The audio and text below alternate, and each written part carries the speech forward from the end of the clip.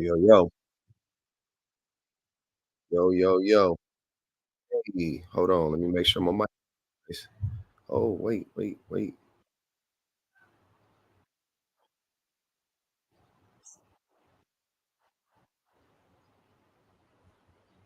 is it so dang blurry? Why is it so darn blurry over there on the YouTubes?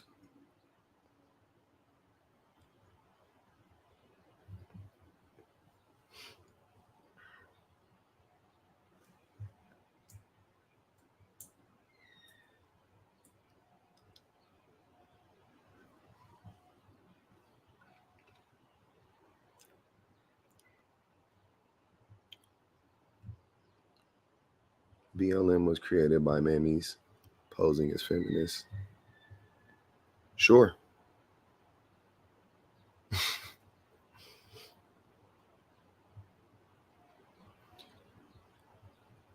The extra grace.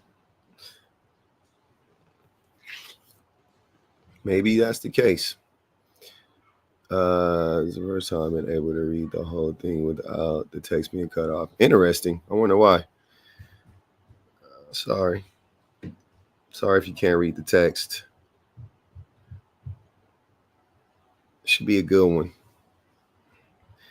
I'm also live simultaneously on Twitter. I don't know what it looks like. Not Obama. Obama got old fast. He was smoking cigarettes. I don't even smoke no cigarettes. But hey, it is what it is. I appreciate y'all, man. I really want I hope everybody's, first of all, let me start off. I hope everybody's having a my Twitter name's the public offender. All my names are the public offender. all the platforms. I don't think my hair's turning gray from stress. I don't really live a stressful life. Thanks, Jenny. I just be living, man. Living a great life, actually. I get to chill out and talk to you guys about things that I care about every day. I go to work. I come home. I got my family. I ain't really stressed out that much. I do have stress though. Everybody does, but I don't feel like I'm stressed out. Yep, even IG. All of it's the same. All of it's the same. From listening to Red Pill Man. Let's see if we can get some Red Pill Men in here. I don't think they will. I don't think the Red Pill dudes are coming to these lives on my backup page. I've been pretty much all the way shadow banned on all my pages now. But on my main page, it's harder to do it just because I have exponentially more followers, right? So, but whatever though. We'll always have YouTubes and now Twitter. So yeah, we're everywhere. We're on 3 platforms right now. But so I wanted to talk about this because we keep running into the same problems. I was just on a panel today where a man said he would never go to a woman for advice. Why would he say that? So yeah, so let's get into it. So today, today I was on a panel. I was in another live. We were, discussing various things. The concept of feminism comes up, right? Now, I first want to preface what I'm about to say with this, just so we can get this out the way. Feminism, like I put in the prompt, feminism is not a movement. That is not feminism. Feminism is an idea. It is a concept. It is a theory, right? It has a definition. It's not a movement. A movement is a movement. A movement falls under the idea or the theory, right? So here's the theory, here's the concept, here's the idea, here's the movement. It falls under it. It's not over it. This thing is not this. This is this. This is this. It may fall under it, by the way, and it may not. Even if the people say that we're Black liberators, but then they go out there, like for an example, that gentleman the Black gentleman who got into the pew pew, with the police, and then come to find out he said he was, it was a BLM thing or whatever. That's not what BLM was about, right? So he doesn't represent BLM. I don't care what he says. I don't care what he says. That's not what BLM was about. As an organization, as an idea, like that's not what it was, that's not what it was. Movements are birthed from ideas, exactly.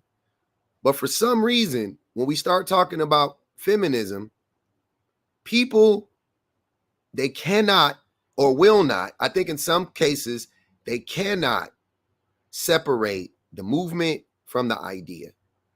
Also, people will not, they refuse to, because it benefits them, right? It plays into their world. It plays in to their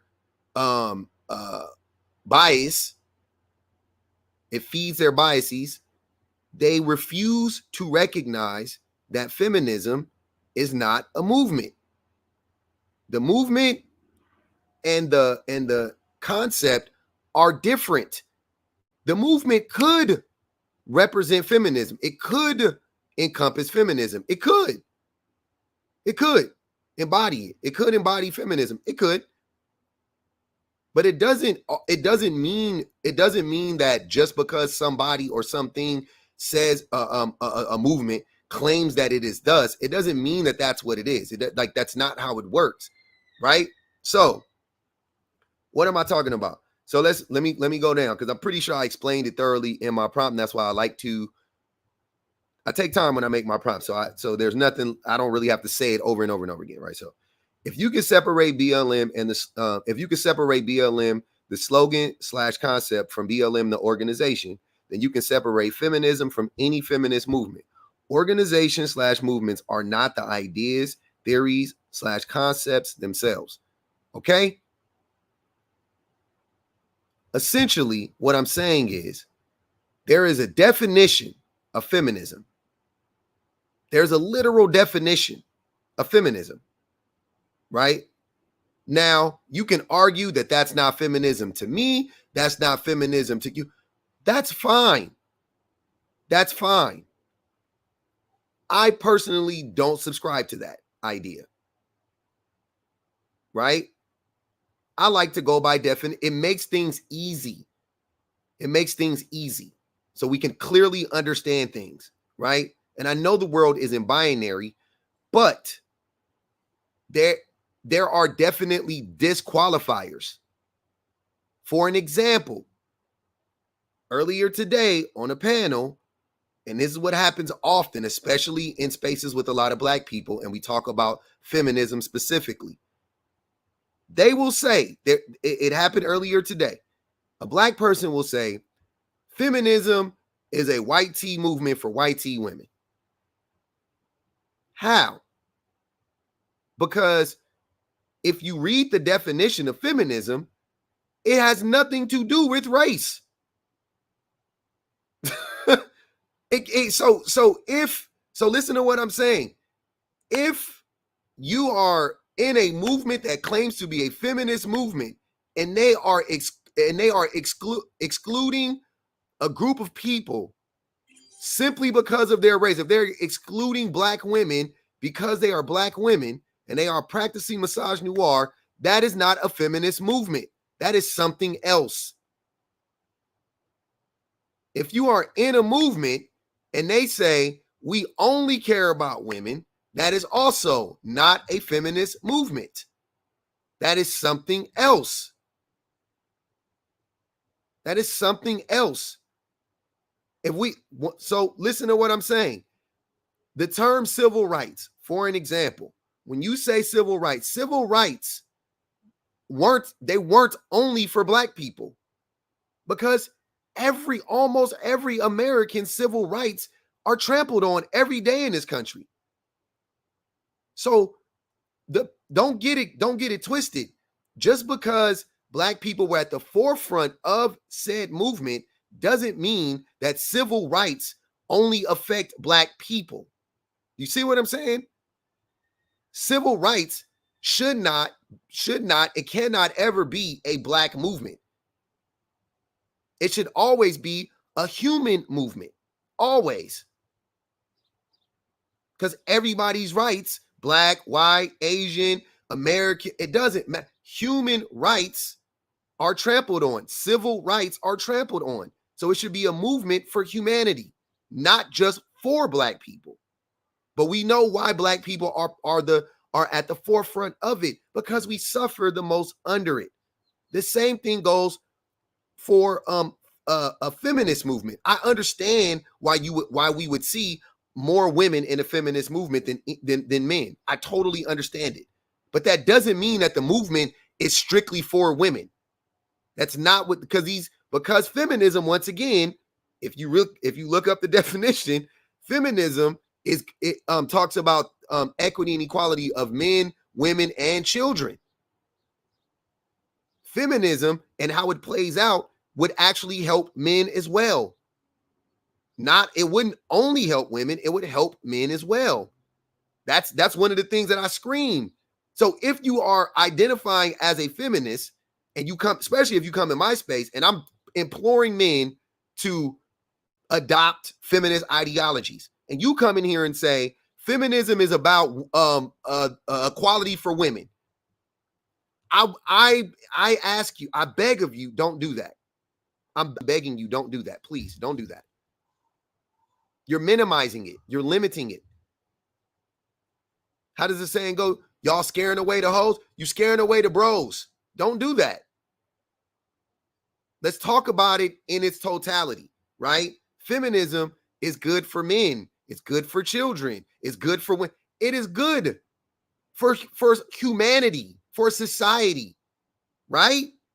I thought we all knew that. I really did. I really believe that, like, everybody I thought we all knew that. But sometimes I'm not sure.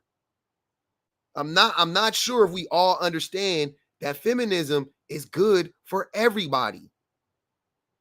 And I hate to be the man saying this, because it's weird, to be honest with you, that I feel like I'm getting this, and I feel like a lot of people aren't getting this.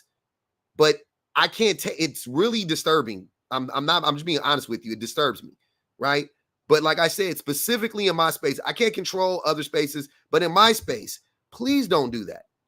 Please don't do that. If you feel that way, if you feel like it is about women empowerment and not human empowerment, every human, please don't say that in my space, because you're going against what I'm trying to do.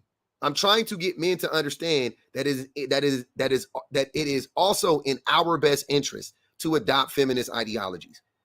It's also in our best interest to protect women. It's also in our best interest to protect children, right? Because some men need to hear that. Some men need to hear what's in it for them. And that's fine if it takes that to get them on board. But we're not lying to them, are we? It's not like I'm selling them a lie to get them on board. I'm telling them the truth. I'm telling them the truth. But when I hear, but also Black men, stop saying feminism is for white women. It's not. Racism is for white women, not feminism. What? Now you got it confused. You got it all twisted up. If a movement excludes a group of people because of their race, that is racism. That's not feminism. That is not the same thing. Y'all not, that's what I'm not understanding, how that isn't connecting for us.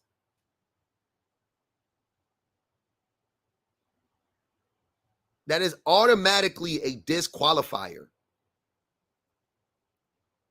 That is to me, the way that I understand. I could be wrong about. I'm open to hearing how or whatever if I'm wrong about this. But to me, I would only classify a feminist movement if it's all encompassing. It doesn't mean we focus on every single issue all at once. That's not what I'm saying. That's not what I'm saying. I'm saying if you are denying a certain group of people access simply because they were born uh, uh, a woman or a man or a race or anything like that, I am going to look at your whole movement sideways. It is going to get a huge side eye for me.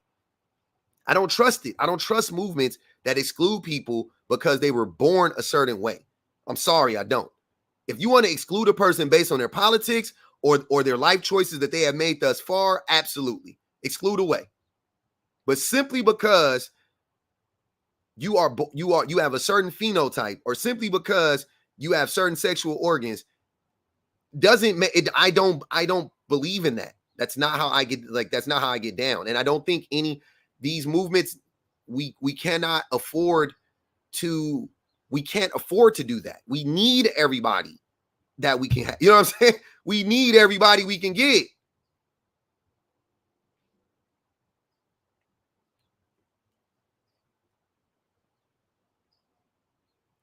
No game nerd. And here's the thing. And here's what I'm saying. So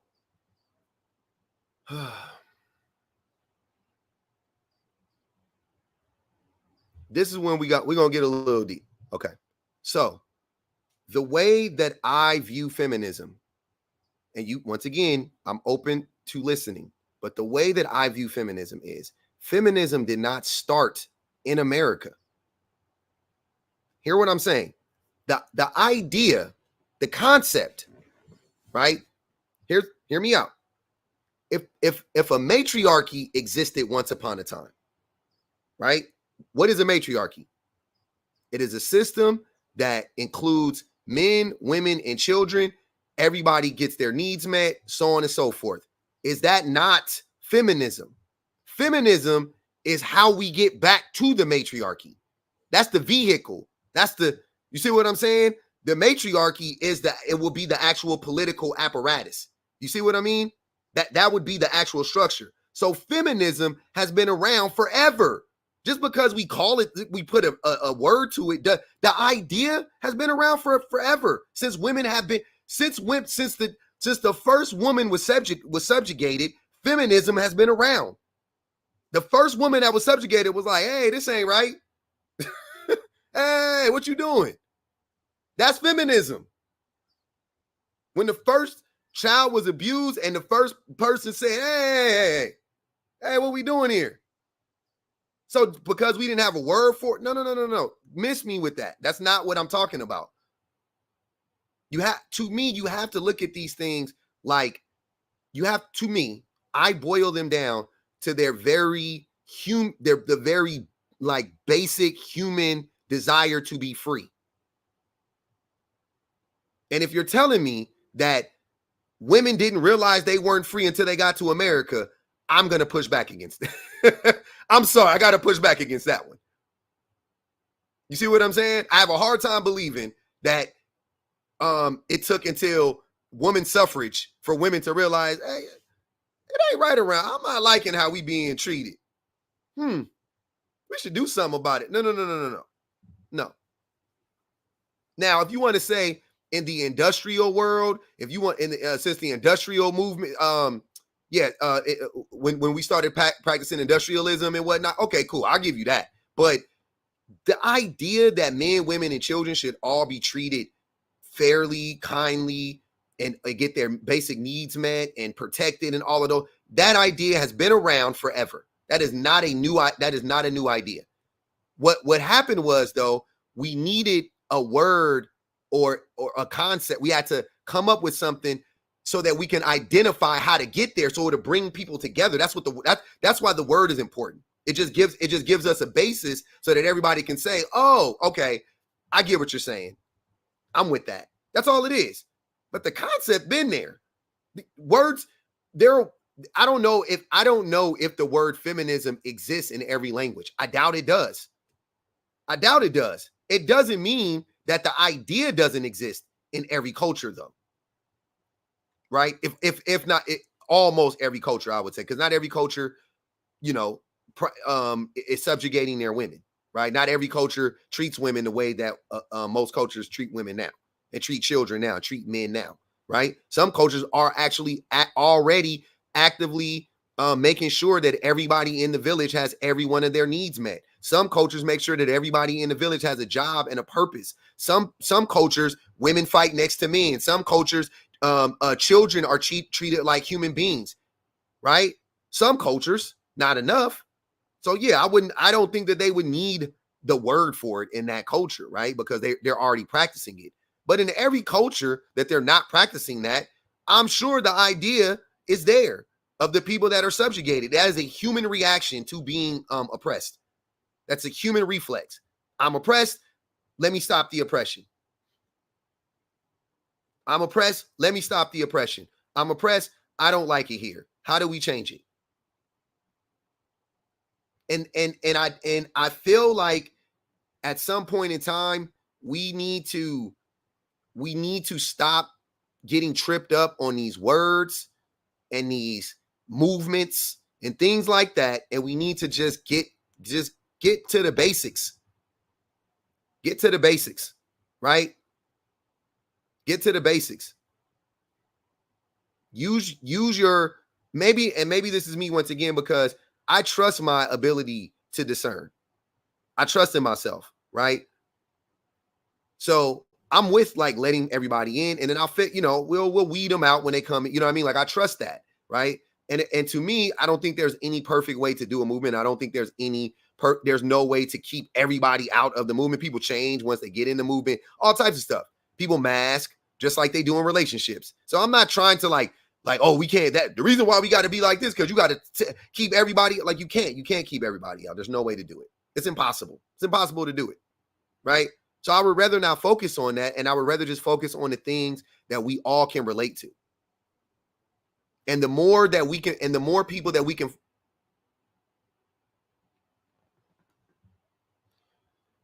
Uh-oh. My phone died. Or maybe it got too hot. Anyways, I'll finish it for you guys over here, and we'll get back to it on TikTok. But the more people that we can, that we can connect with on these movements, the better. That's the thing. Like that's what I'm trying to get us. That's where I'm trying to be. That's the type of movement that I'm trying to be a part of. I'm not trying to be a part of all of these like exclusionary movements. Where we're kicking people out because they're trans. We're kicking people out because they're non-binary. We're kicking people out because they ain't black enough. We're kicking people out because they're this color. Like I'm tired of that shit. That don't work. We talking about movements that affect all of humanity, and y'all want to, and people want to be exclusionary. I don't get it. When are we going to start to look at these movements as human rights movements, and not black people's movements and women's movements and men's like, no, they are human movements. They are class movements. They are rich people versus poor people. You know what I'm saying? Like, yes. Absolutely. There are colonizers versus the colonized. I'll give you that. I'll put you in those boxes all day long. But I'm done playing the like, oh, we got to exclude everybody based on this and based on that. That's weird. So what is your movement about? My movement is about the equality. I mean, I don't have a movement, by the way. I'm just talking about the concept and idea of feminism. And any other humanitarian movement. How are you confused by what? That's such a weird question. How do you not understand what the movement is about? Do you know what feminism is?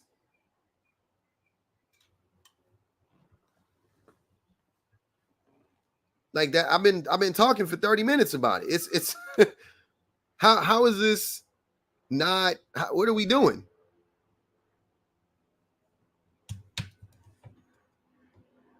Okay, so if you know what feminism is, then how do we not know what the movement is about? I'm so confused. The movement is about tearing down the patriarchy. I'm going to use broad terms. I don't feel like getting specific right now. The movement is about tearing down the patriarchy, right? To tear down the patriarchy, you must, and you will have to also tear down racism and capitalism all at the same time. The patriarchy existed before capitalism and racism, right? Here's my belief. The patriarchy existed before capitalism and racism. If we destroyed capitalism and we destroy racism, the patriarchy will still be there. Guaranteed, because it was there before. If we destroy the patriarchy, capitalism and racism will cease to exist because they're built on top of the patriarchy, right? So to get rid of the patriarchy, ultimately, though, we're going to have to go through its bodyguards, which are racism and capitalism. That's what I'm saying. And the and feminism, as I understand it, is basically the theory, the idea that that there should be an equitable society for men, women, and children. It is really simple. That's why I like it so much. That is one of its biggest draws for a person like me. It is a society. I can see a society where women get their needs met, men get their needs met, children get their needs met. I like that idea. So I'm down for it. I'm 100% down for that. I don't know any other. To me, it doesn't make any sense any other way. Right? I don't get like, I couldn't imagine rejecting that idea. That's what I'm saying. I can't imagine rejecting that idea. I can't imagine trying to find a way to be like, my phone died or it got hot or something. I don't know what's going on, but yeah, my phone's not working right now. I think it's the charger. My charger's broken. But yeah, the idea that this idea to me doesn't,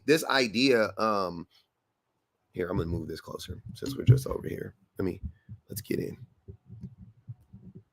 Somebody said it and I'm gonna listen. Somebody said we might as well just stay on over here. We just over here. Is where we at. Okay. So yeah, so I think the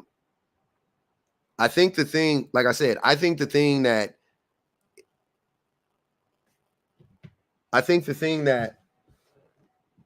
is the biggest draw for me is, like I said, that I, as a Black person, I have always been, since I can remember, I have always been anti-racist. I've always been like, we need to dismantle all, like racism and so on and so forth.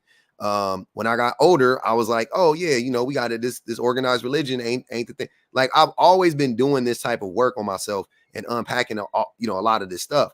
When I got a little older in my early 20s, I started to be anti-capitalist, right?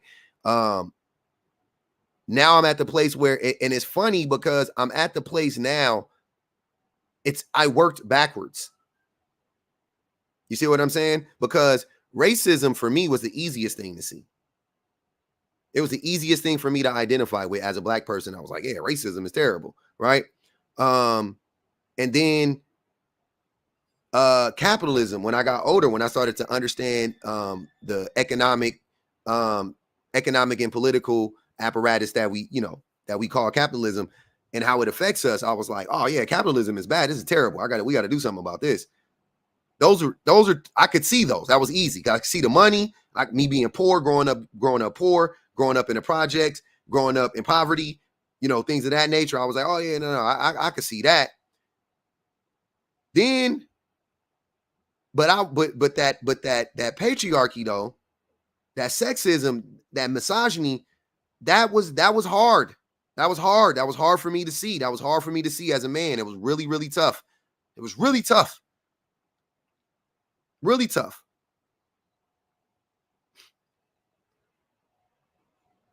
But that, to me, that tells the tale of how these systems function. Because for most men and most people, we think that capitalism is the thing that's destroying us. We think racism is the thing that's destroying us. But I could tell you without a doubt, the number one system of oppression that is destroying us is the patriarchy. It's 100% the patriarchy. That is the most powerful one. It's the oldest one. It's the most insidious one, and it's the hardest one to spot. It's the hardest one to spot, because even now, even in 2024, when you discuss the patriarchy with people, they will say stuff like men are from Mars and women are from Venus. They'll say stuff like women are biologically different and men are this and biologically. And I'm like, wait, that's what they used to say about black people. Right? Is that not what they used to say? Is that not how they used to justify their the abuses that black people face? Is that not it? Is that not the same language? That's what I'm saying. It's the same language. But what came first? The patriarchy. That came first. We've been saying that women are the natural nurturers, and that's why they need to be in the kitchen, barefoot, pregnant. Women can't defend themselves. That's why they need to be in the house. That's why women can't work. I'm built for this as a man, even though men aren't built for these jobs. That's why we got all these tools and whatnot. If men were built for these jobs, tractors never would have been invented. Plows would have never been invented. Cotton gin, like if men could do these jobs, shovels, pickaxes, we would be digging with our hands. If men were built for these jobs, that's what it would look like. But we're not. We need every tool afforded to us so that we can do the things that we're doing.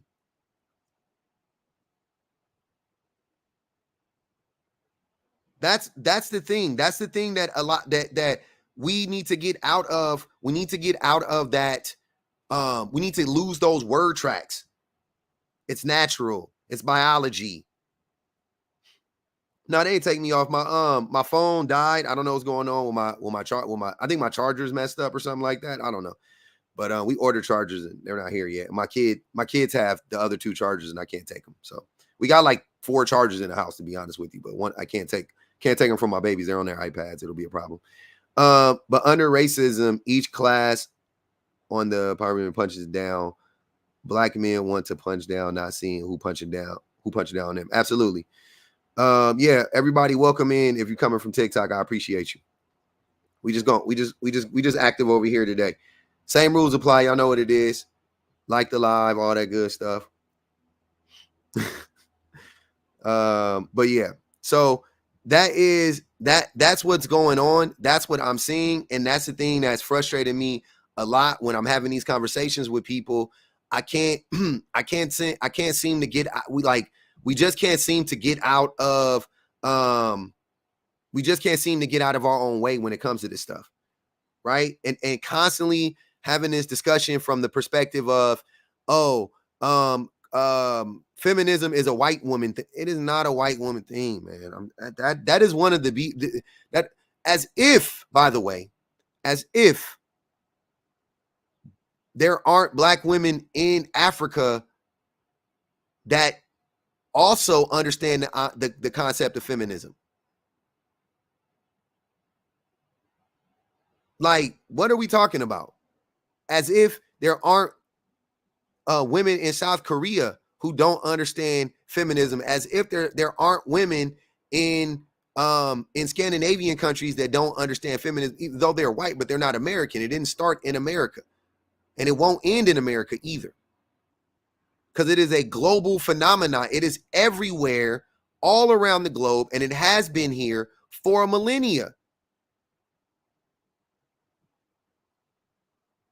That's the thing. Like that's what's going on. That's what's happening. And the sooner we realize that, the better. We keep fighting up, we keep fighting uphill against this. We keep trying to find a way. And like I said earlier, I'm more annoyed, to be honest with you. I'm annoyed with both groups. I'm not gonna even lie. I do get annoyed when I hear the people who I think should be a part of the movement or part of this or embody the ideology, because screw the move. Who cares? I don't even, whatever. What movement am I talking? I don't even know. I'm just talking about the ideology, right? Because like Gil Scott Heron said, the revolution will not be televised. That means the revolution will be in your heart and in your mind. And that's what I'm talking about. When people ask, what are you doing to fight? And my fight is within myself first. Y'all, people just be trying to do anything to derail a movement or derail progress. The first bit of progress has to happen within you. And then you could push something in the world, and then you could go make a change in the world. If you want to, by the way. If you want to, by the way. I don't think everybody needs to get up and go fight and do all. I don't think that's everybody's job. I don't think everybody has that capability, to be honest with you. I don't. I'm okay with people just getting out of the way, though. We need that too. We need people. You need people that are just going to get out of the way. As much as you need people that's going to obstruct and stand in the way of certain things, right? You need people that normally would get in the way. You need for them to get out of the way and let you get to the, you know what I'm saying? Let you get to the target. So when we talk about, like, for instance, when I'm talking to men, at the very least, I'm like, men, get out of the way. If you ain't gonna help lift, move. If you're not gonna help us lift this heavy stuff up, at least move. Not only though are they not moving, they got the audacity to tell us how we lifting wrong. Bend with your knees. Shut up. Shut up. Stop. Telling people stuff, just spreading false information, regurgitating boring, old, dull talking points, nothing new, nothing progressive, same conversation over and over and over again. And they annoy me because some of them are masking as if they actually get it. Like, I would be down for it, but it's a movement for white women, so I just shut. No, you wouldn't. You're making an excuse. You're making an excuse because that's not what it is.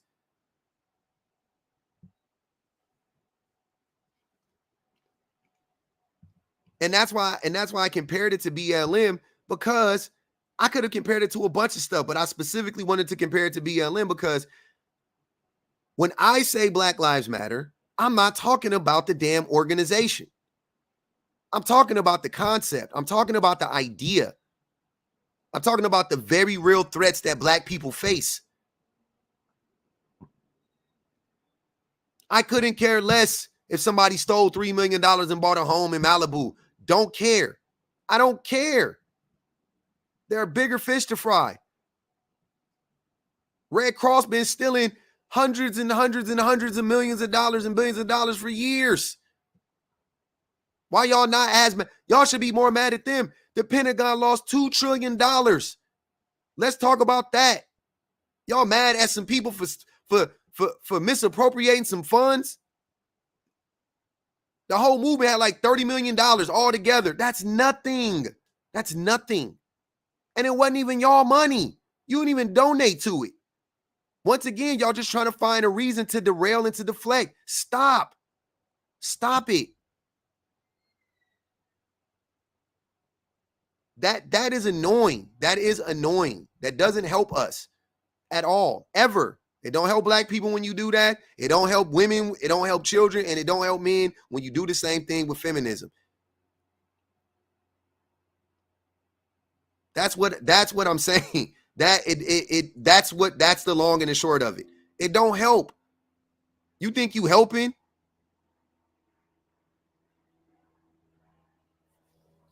You're not. You're being destructive, and you're being a distraction, an unnecessary one at that. Nobody needs that. That's sensationalism at its best. And I'm not like those people shouldn't be punished. Punish them, do whatever you want to do. But I mean, at the end of the day, what are we talking about? I'm still saying BLM to the death of me. What are y'all talking about? Did Black Lives stop mattering when the organization, when some people at the top of the organization misappropriated some funds? Y'all be falling in love with people and personalities and stuff like that. Fall in love with the process. Fall in love with the concept. It'll last longer. It'll have a more lasting effect in your life. Stop falling in love with movements. Stop falling in love with people. Fall in love with concepts. Fall in love with ideas. They're way more powerful. They're way more transformative. Trust me. Believe you me. I can tell you firsthand. Ideals, concepts, theory. These things are they're transformational. It lasts forever. It'll never go away. You keep digging and more stuff keeps coming up about it. Movements, organizations, they come and go. They come and go. Red pill will be gone. It'll be something else. The concept, though, the idea will still be here because it was here before we coined this movement, this wave of the patriarchy, if you will, red pill. So when red pill, when that phrase disappears in 10 years or 5 years or 3 years or whatever it is, it'll be something else. The effects of the red pill, the ideology of red pill will still be here. It'll still be here.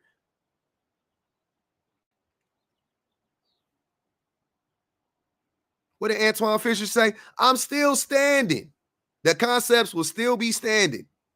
They will still be, I promise you, these ideas aren't going anywhere because we are not focusing on either adopting or dismantling the concepts, the ideals, the structures. Focus on the structures. Focus on the concepts. Focus on the idea. Stop focusing on people. Stop focusing on organizations. Stop focusing on stop it. That can't be your number one focus. And when people do that, to me, you are making an excuse to not get involved. That's it. That's all you're doing.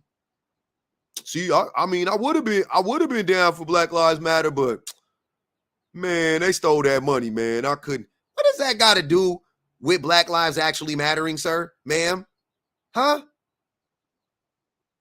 I would be down. I would be down for the liberation of Black people, but Al Sharpton on CNN wilding. What? The Rainbow Coalition, they just, they couldn't get Jesse Jackson elected. So I left civil rights alone in 87, to be honest with you. Once I saw they couldn't get Jesse elected, I was like, what is we doing? Oh, all right. But like, what are you talking about? Like, that's what y'all sound like to me. It's crazy. I will never get it. I will never understand that. Just say you scared. That's cool. Say you scared. Say you're uninterested even. Say I'm uninterested. I like the status quo. The juice ain't worth the squeeze. Okay. But see, y'all won't say that because these people won't say that because they know they wrong. They know they wrong. They're reading the room. They know they're going to get that ass ate up. No diddy. They know they're going to get that ass tore up. They know it. So they just can't come out and say what they really feel. So instead, they blame, they deflect, they obfuscate, they do all these other things to not take accountability. Just say you don't person of the future. Just say you don't care about other humans. Just say that. I'm going to say the quiet part out loud. Y'all don't really care about people like that. You're a sociopath. Society, it has succeeded in creating another sociopath. Cool. Cool for you. But having these circular discussions, day after day after day after day after day, and hearing these same lame ass arguments every single day from groups of people that should be signing up in droves to be a part of these movements and a part of these and a part of this fight, it's frustrating. It's frustrating. I get frustrated at times. I do. And today was one of those days. I was really annoyed at hearing, because it wasn't just men, it was women too. It was just as many women saying that's on the panel. It was just as many women saying this cockamamie stuff about feminism as there were men.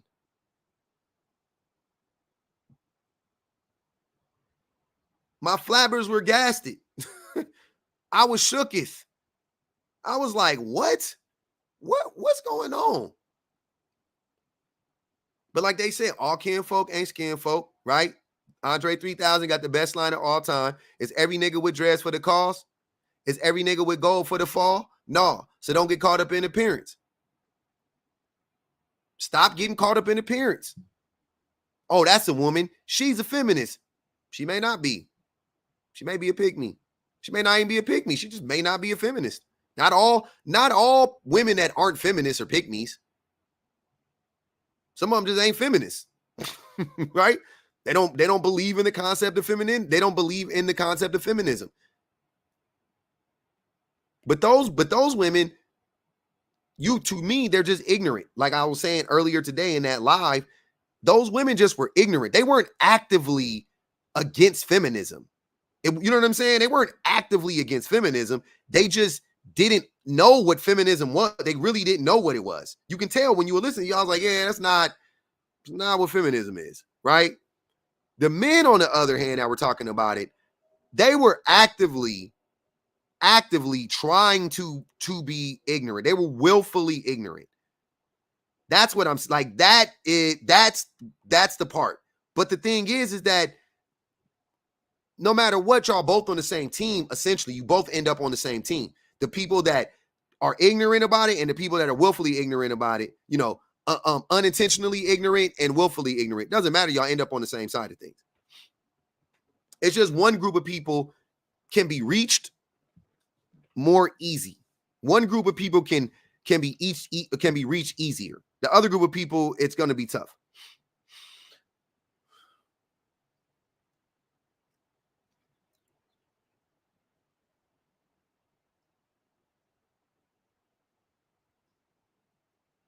Male identified, probably. Yep, could be. That would seem like the default, but I'm not even going there. Hey man, some people just don't be knowing. Shoot. Some of the women that I've talked to, when you like I've said before, when you don't use words, when you don't I've given this testimony before, but being in lefty spaces for as long as I've been in them, there is a phenomenon. We know this to be true because of how our education works, right? And how the brainwashing works and how the propaganda works. Here's the thing. When they, in our education system, in our media, they tell us that feminism is the bane of society. They tell us that communism is the bane of society, right? They tell us anti-racism is the bane of society. That's what they tell us. The powers that be. That's what the oligarchs tell us. That's what the capitalists tell us that want to keep the status quo. That's what they tell us, right? Okay, cool. They tell you that when you're 3 in Disney movies. They tell you that when you're 7. They tell you that when you're 10 and you watch Star Wars. They tell you that when it's in every single thing it's on your cereal boxes. It's in your soup. It's on your soup cans. It's in your textbooks. It's all around you. It's in you. It's outside of you, right? That's what they tell you. So if and when the time comes when people use the word feminism or communism or anti-capitalism or anti-racism or anything like that, you have a visceral reaction that you didn't know you would have. You reject it. Feminism. No. Matriarchy? No. Why do we want women to run the world? You don't even know it. Man, woman, and child don't matter.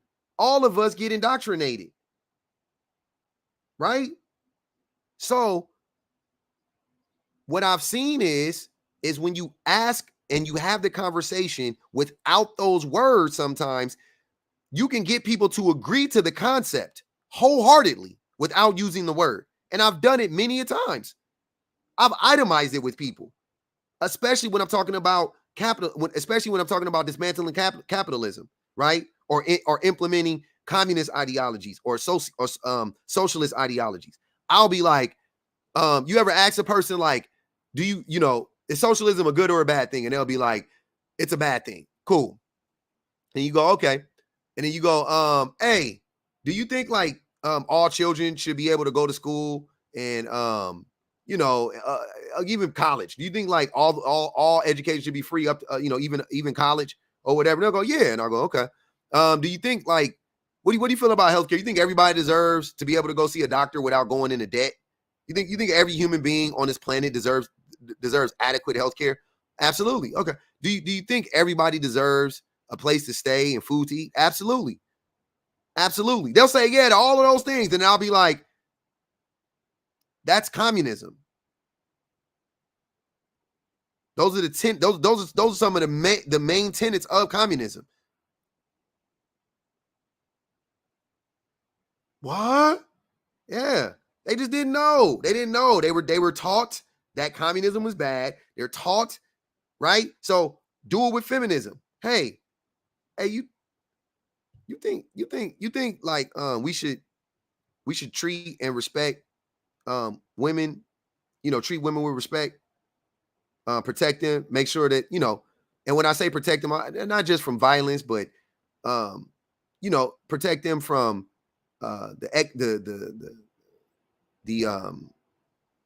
the predatory economic systems that we have in place. Do you think that you think they should have bodily autonomy? You think children should have bodily autonomy? You think men should have? Yeah.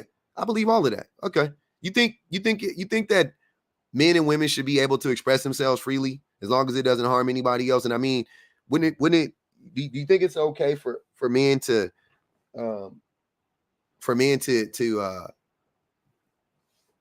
express their emotions and be open, and it's okay for a man to cry, it's okay for a man to laugh, it's okay, right? That's okay. Yeah, no, I agree with all of that stuff. Yeah, okay. You think it's you think women should be paid the same amount as men if they do the same job and they work the same amount out? Yeah, no, I agree. Okay. Surprise. Gotcha. I'm telling, I promise y'all, that's how it works. If you want to engage in these conversations with people and you want to like kind of trick them, I guess, because you got to kind of trick them. I ain't gonna even hold you. We got to trick them a little bit, but just get them thinking. Break it down, itemize it. Because when you look at stuff in a vacuum, piece by piece, who's not down for that? You know what I'm saying? What human being isn't down for everybody needs food, everybody needs shelter, right? The vast majority of us would be like, yeah, absolutely.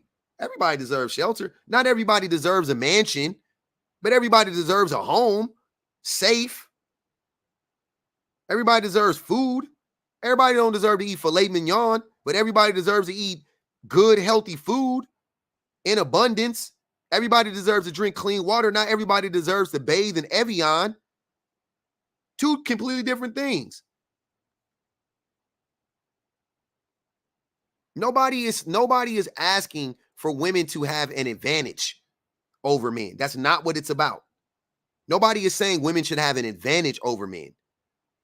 But the thing that men fear is that if we give women equal rights, that they will inherently have an advantage. The same way black people inherently have an advantage over white people because of our oppression. Imagine,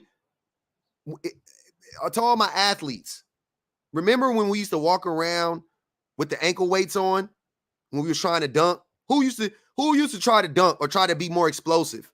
Walk around with the ankle weights on, walking on your tippy toes and stuff like that. Who used to do wind sprints with the parachute on? Remember that? That's what oppression is like. So imagine if we don't have the parachute on anymore. We are going to thrive. They know that. The oppressors know that. They know that. You don't think they're afraid of course they're afraid of that. Of course they're afraid of cutting the strings. Of course they are. Right? That is a thing that they're afraid of. Just as much as they're afraid of us doing the same thing to them that they did to us, even though we're not interested in doing that. You know what? I take that back. I don't think most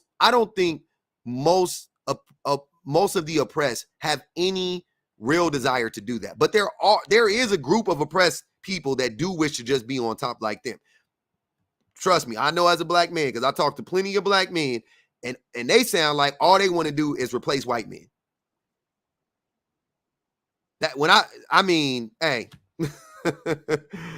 hey, I ain't gonna hold you. I'm just telling you from my conversation with the hundreds to thousands of conversations I've had with black men. It sometimes, most of the time, a lot of time, whatever you want to say, it is a big group of black men out here on some like, they just want to be white men. They just want their crack attitude. That's it. They want their turn in the oppression, and the oppressor will as well. That's it. But that ain't most of us, because I already know off the rip, most women don't want to do that.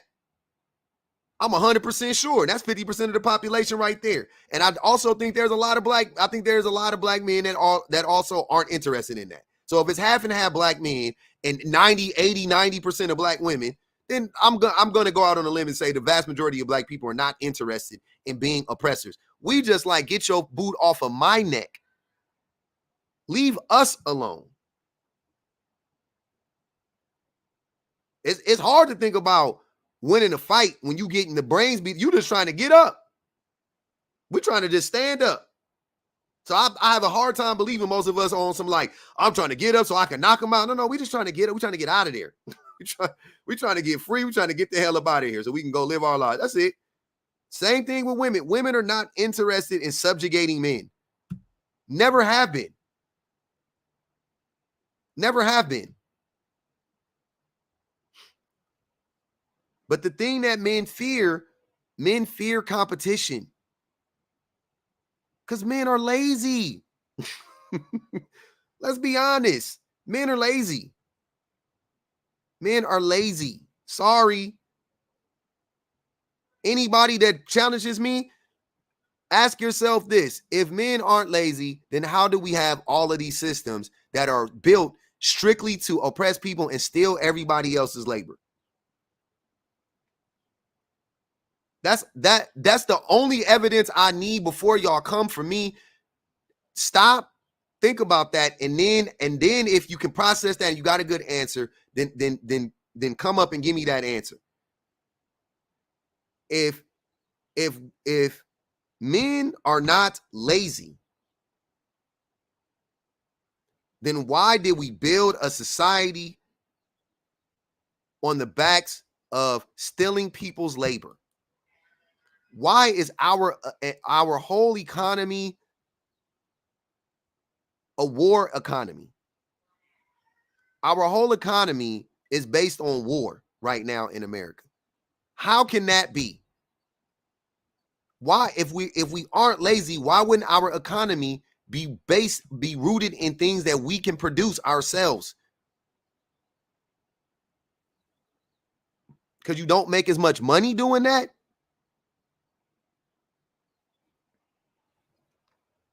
Because you don't have as much control doing that? And because it's harder work. It's more labor intensive. So men are lazy. Yes. The laziest people in the world are the billionaires, by the way. They're the laziest. Don't let them fool you. They're the laziest. The laziest people in the world are billionaires. The more wealthy you are,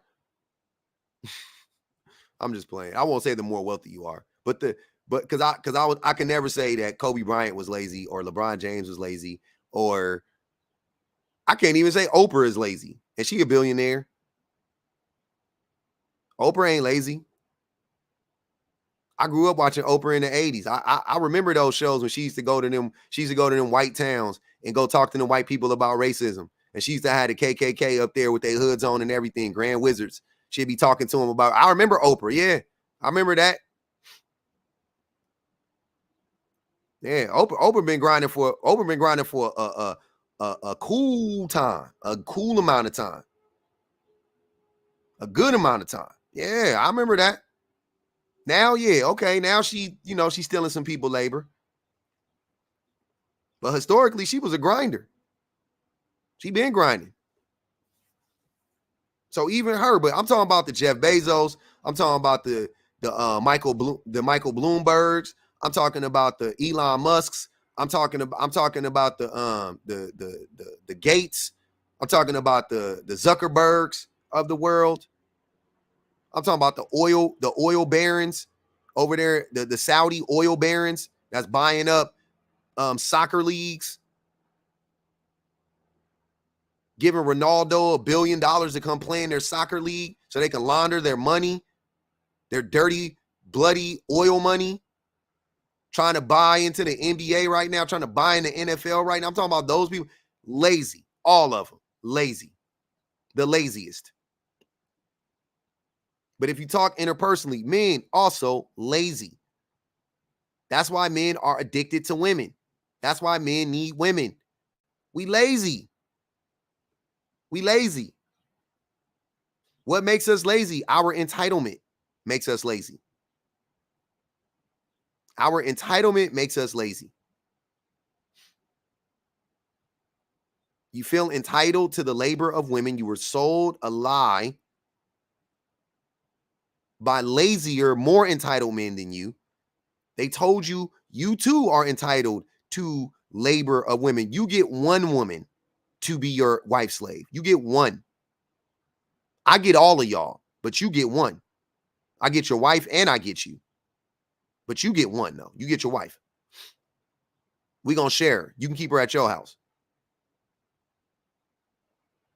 And the men signed up for it. Took a blood oath.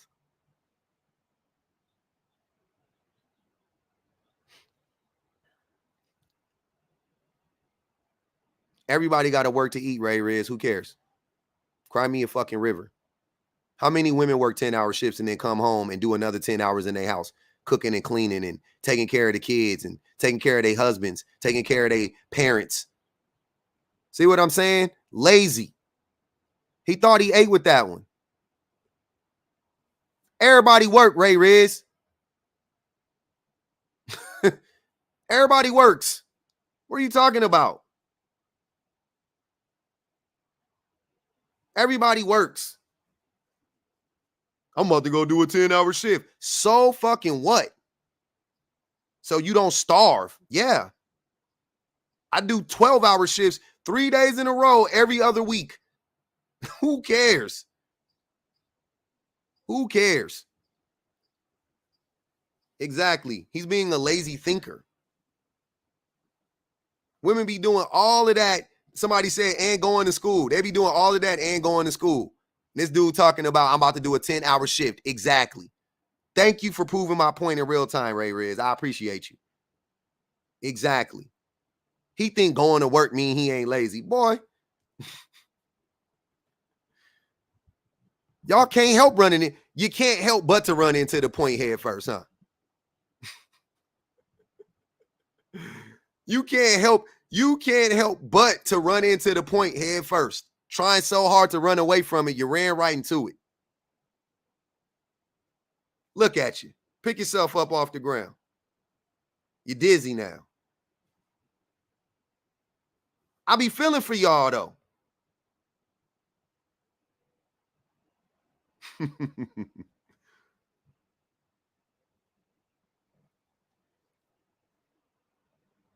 He acting like he doing 10 hours of hard labor. You about to do 10 hours and sit on your butt. Don't try to lie to us. You an overnight security guard, boy. You don't come in here lying. You about to do 10 hours of labor at 6 o'clock at night. What you about to do for 10 hours straight?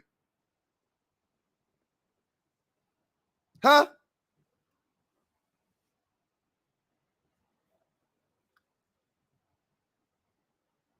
Hey, UPS is hey, I ain't gonna hold you. UPS is a grind. Hold on now. UPS is a grind. I looked into that, boy. They be slanging them boxes. They be tossing them boxes, boy.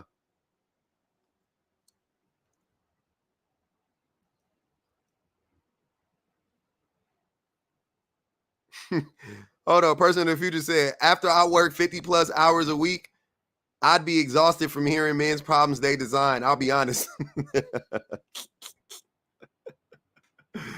Everybody works, Ray Riz. I just want you to know that. Everybody works, baby. Everybody works, baby. Men, women, we work. Some countries, children. Everybody works, baby. That's bare minimum. Y'all be wanting a cookie so, men be wanting a cookie so bad. Y'all some guy, y'all gonna start calling y'all the cookie monster. Y'all be wanting a cookie so bad. So bad. For working? Imagine getting a cookie for working. We get a cookie for working, actually. It's called a paycheck. What more do you want from me? You got a paycheck, son. Everybody working, B.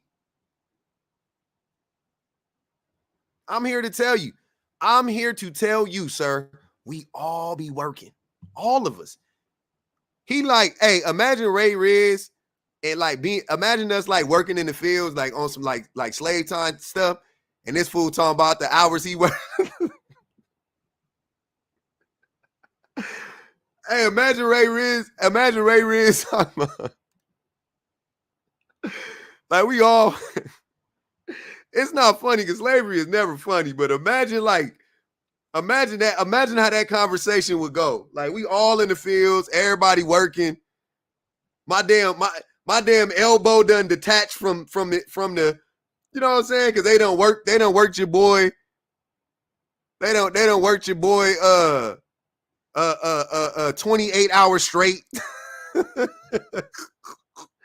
The damn ligaments done snapped from my shoulder. But my productivity has to remain somehow, some way.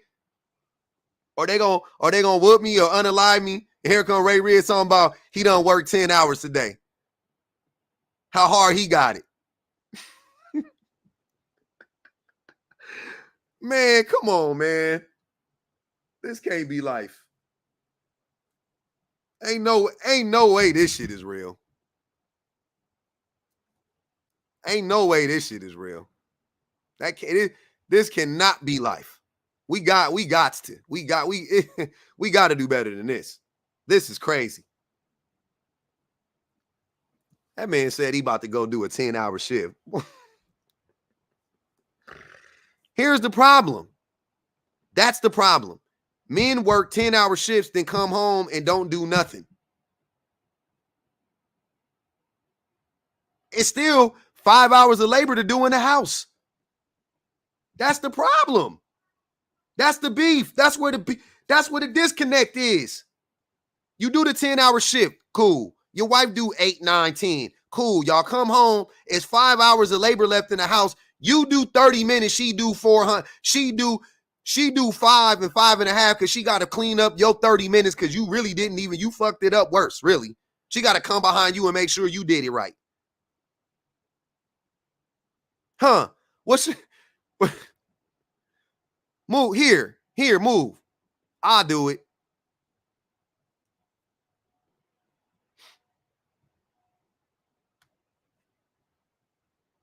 Ain't y'all? You ain't never heard that? Huh? Move here. I'll do it. Your mama told you. Your mama did it to you. Your girlfriend did it to you, and your wife did it to you. I guarantee you. Watch out. Watch out. I got it. Because you suck at it. Intentionally or unintentionally. Don't matter. You probably trash at it, though. So, yeah, I get it.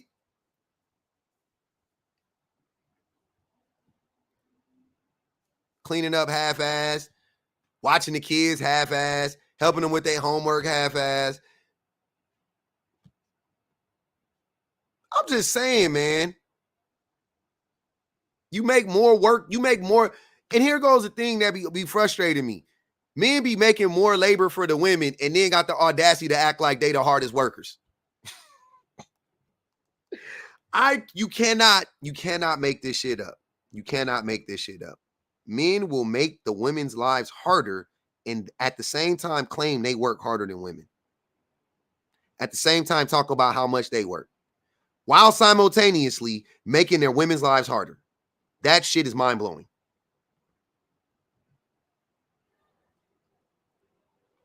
That shit is mind-blowing to me. That is a deep, that is a disconnect as wide as the Marianas Trench. That is crazy. There's something it's not jiving for us, man. It's not jiving for us. It's not. Happens to me, happens to every man I know.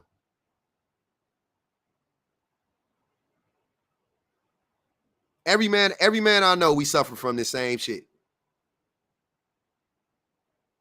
The lack of self-awareness, the centering of ourselves, the obtuseness, the lack of empathy, all of these things, disastrous for everybody involved. For everybody involved.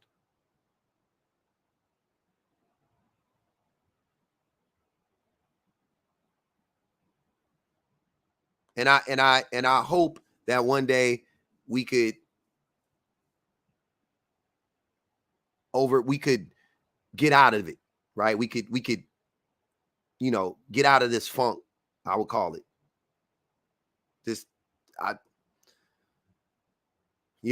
I hope we can get out of it before it's too late. I really do. You know what I'm saying? But yeah, the centering is crazy. The centering is crazy. The selfishness, the bitterness. Like, here's what I'm saying. I thought about this the other day. Me and my wife was talking about something. And I didn't say it to her, but I just thought about it. We were talking about because I did a live on men being bitter. The crazy thing is, and correct me, and y'all can correct me if I'm wrong. If I'm lying, I'm dying. Men be bitter. No, I'm sorry. Let me back it up. Women be bitter for men. Women be bitter because of men, because of things that men have done to them in one way or another. The system, directly, don't matter. They're bitter because of some problem that a man created, more than likely. Okay. Men be bitter at other men as well. That shit is funny to me. That the men be bitter at other men and the women be bitter at men. But then when I go talk to men about what's going on, they be talking about it goes both ways and it's both sides. I'm like, your whole get down is you mad at a man. Some man did something to you, broke because of a man. You're not broke because of some woman. You broke because of a man. If you black, the police target you because of some men. Some men made them laws, bro. Some men enslaved you. Your peoples, whatever.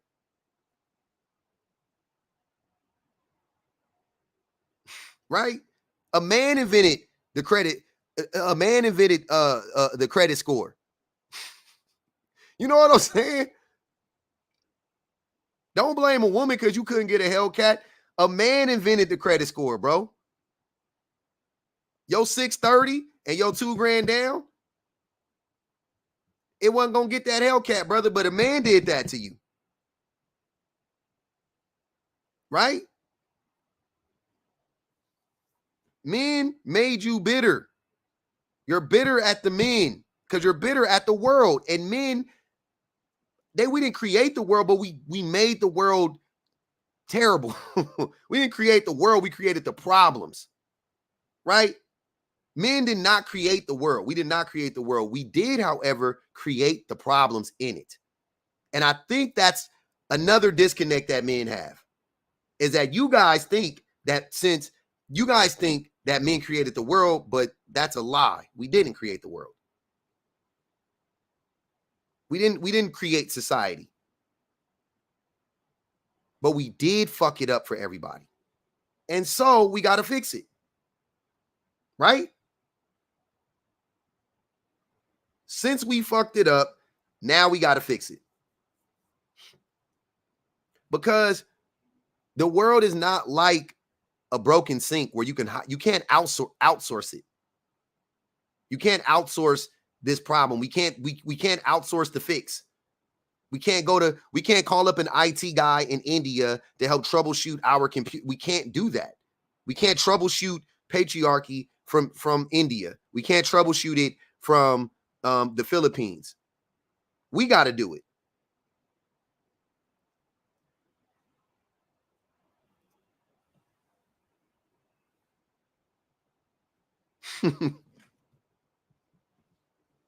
We have to do it. We got to make it. We got to be the change. We got to grow up. We got to do it.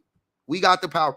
Y'all can't sit there and say y'all be cooking yourselves. And here's how. I'm gonna tell you. Here's how men be cooking themselves. The men that believe this. Men will say that men are the protectors. Cool. So if the world is messed up and people are being harmed, then isn't it incumbent upon men to protect everybody?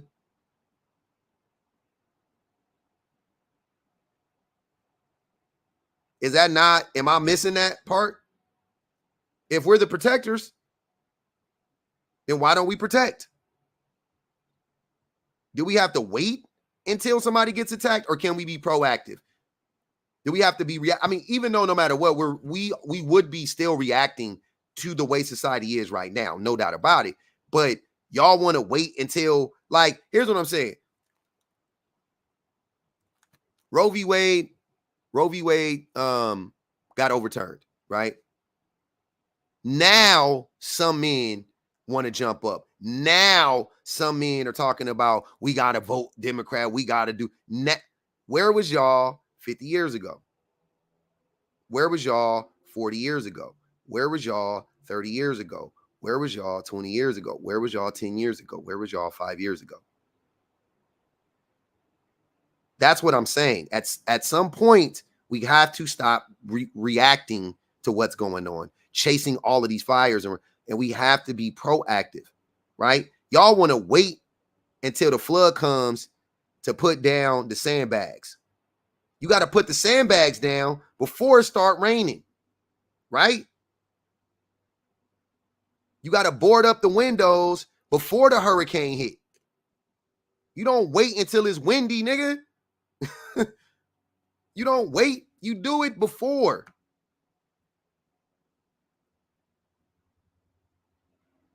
When women 20 years ago, when women were screaming, it's bad. When women was exactly community. When women was screaming, when black people was screaming, when all of the oppressed groups was screaming, where were the protectors? Y'all was asleep? Where were we? That's how we're not the protectors. We got to be real about this. Doesn't mean we can't be. Doesn't mean it's too late, but we're not as of today. But y'all cook yourselves every time y'all say that. Every time I hear y'all say men are the protectors, you already know what I'm going to say. How are we the protectors and the ones to harm? It doesn't make sense. So if you really the protector, then protect. What you waiting on?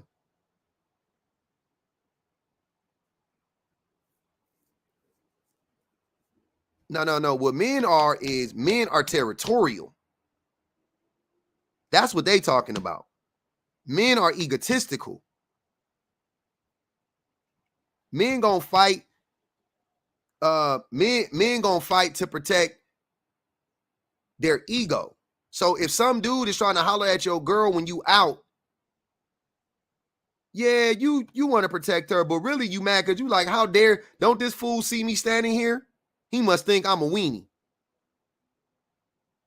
You be fighting for you just as much as you fighting for her. That's what y'all think protection is. Ray Riz still being problematic. Protect from what?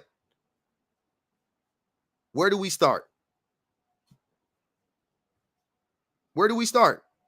The systems of oppression from the patriarchy.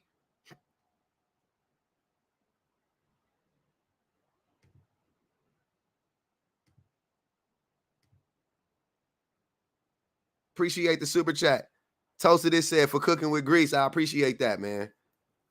I appreciate that.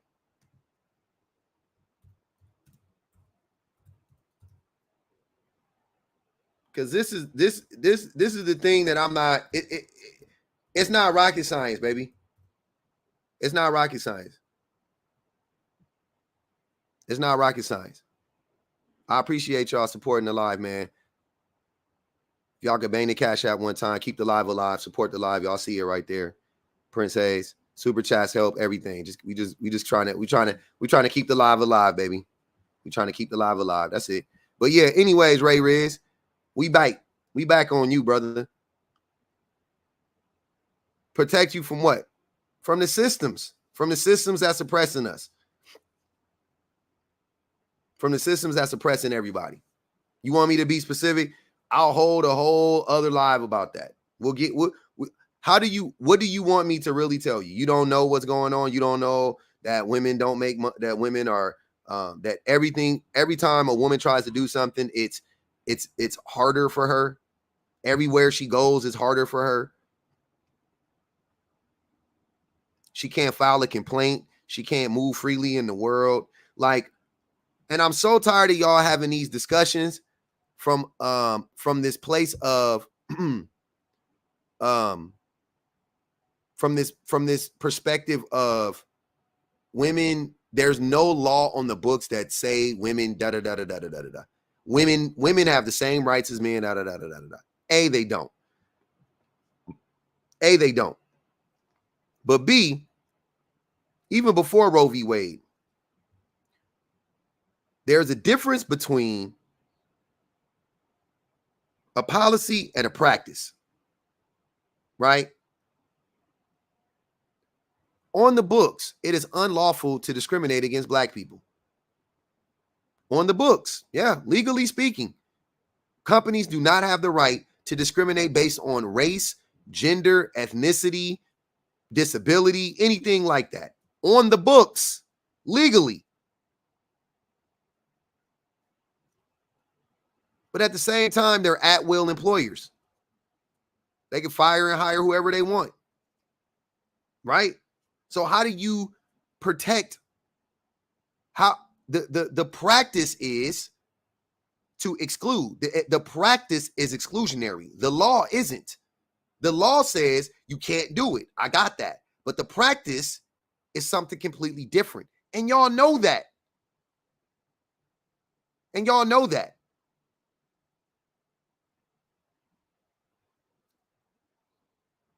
And y'all know that. That's the thing that razzes my berries. Y'all know that. You know that that's how it is. Who cares about, it's not that I do care about what it says on the books. Don't get me wrong. But at the same time, it only goes so far. If you don't enforce it, the police are not supposed to discriminate against Black people. The police are not supposed to discriminate against women. The police are not supposed to do these things. There's every law says that they're not supposed to do it. Here we are. The largest protest we've ever seen just happened because of what? The police, we have rights. There is a constitution in place, full of laws and full of rules and all of these things, right? And they violate it every day. Practice versus policy, two completely different things. Practice versus policy are two completely different things, man. And y'all play that dumb game that we have lost the plot. But I'm in a live earlier. This man says, I feel like he couldn't stop at men and women are equal when we all have equal rights, which is wrong. He couldn't say that, but he couldn't leave it at that. He said that. He followed that up with, though, actually, I think men have less rights than women. Because men can't drop their babies off at abandon their babies and not be charged. But a woman can. I was like, what? There are actual laws on the books that says you cannot just abandon your child. There are designated places that you can surrender your child, but you cannot just abandon your child. You cannot just leave your child at the movie theater. You cannot just leave your child on the doorstep of a Chipotle. You cannot leave your child in a bathroom or in a trash can.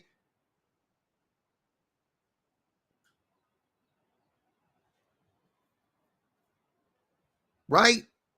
You can't do that. Last time I checked, but this man said it with his whole chest.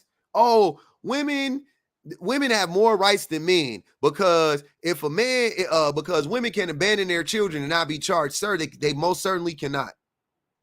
Women, if you really want to get into it, women are held responsible for not protecting their kids. They're held just at like if a woman has a man living in a home with her and that man abuses her children, they'll give that man 3 years and get that woman 5. What are you talking about? Men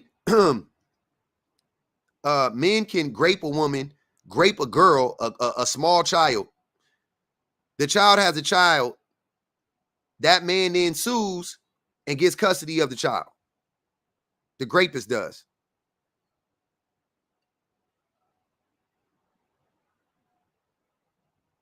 What are y'all talking about? What? And I heard it time and time again.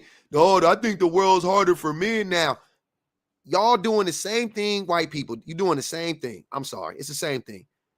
Anytime women get any kind of holding or any kind of footing, I should say, anytime women get anything that resembles equity, here go men crying. Oh, it's harder for men now. It's harder to get vagina? It should be. You can't just take it no more. That's what y'all mad at. It's hard. It's harder now than ever for a man. It's harder. Say what you really mean, sir. It's harder to get vagina now than it was before because women have more freedom. Yeah. Say that. Say that.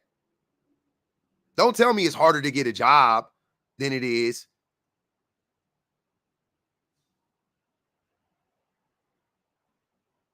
Don't say that. Yeah, you can send a super chat. Absolutely, Crystal. Super chats are welcomed. Super chats, cash apps don't matter. We take it all. Everything keep the live alive. Every little bit helps. $1 will do you. $5, $10, whatever you want to do.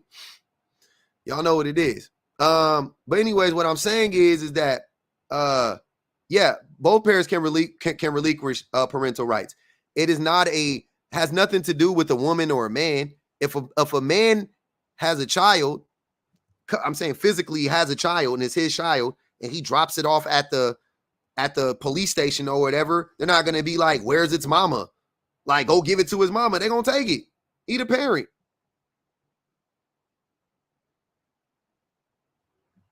What are y'all talking about? So just say what it really is. Y'all mad that women don't got to be with you no more. So now it's harder for men. It's not harder for men. It's harder for you.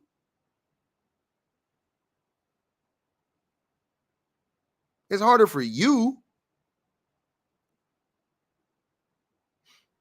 Exactly. It should have always been hard to have access to women. It should have always been hard. Now, and I say that because of how trash men have been historically. That's not because I actually believe that. I believe if men weren't so trash, it would be easy for men to have access to women because women would feel safe around men. And why wouldn't, you know what I'm saying? What the same way men, let me take that back. To an extent, the same way men feel about women, I can't say that about most men. That's a tough one because men don't really be liking women like that.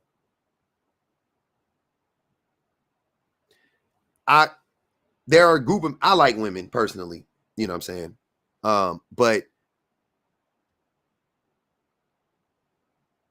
the same way some men like actually genuinely like women, like we think women are funny and we think women are smart and we think women are intelligent and we think women have a lot to, we think women are insightful, all those things, and we feel safe around women that same way. So therefore we like to be around women.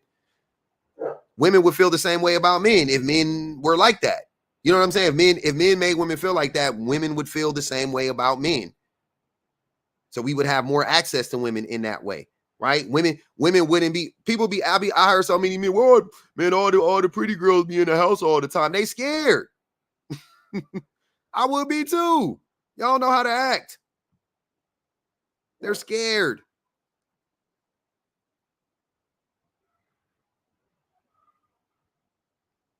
They're concerned for their safety.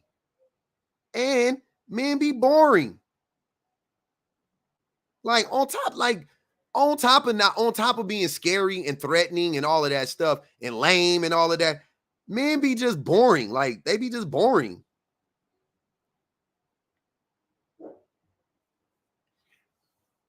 We don't have to be, but we don't listen. We're not insightful. We're you know what I'm saying? Like we're like the conversations be surface level deep, shallow as a puddle on the curb. Like that's boring. Trust me, I'm a man and I talk to men, and it's boring talking to men. It truly is. Unless there's an argument, it is boring talking to men. Me and my friends, we just argue all the time. We just debate all the time.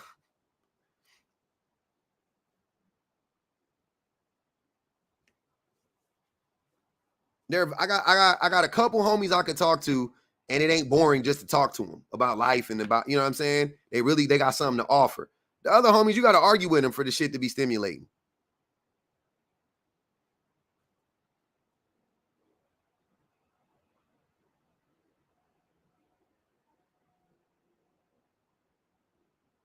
What's your favorite color at?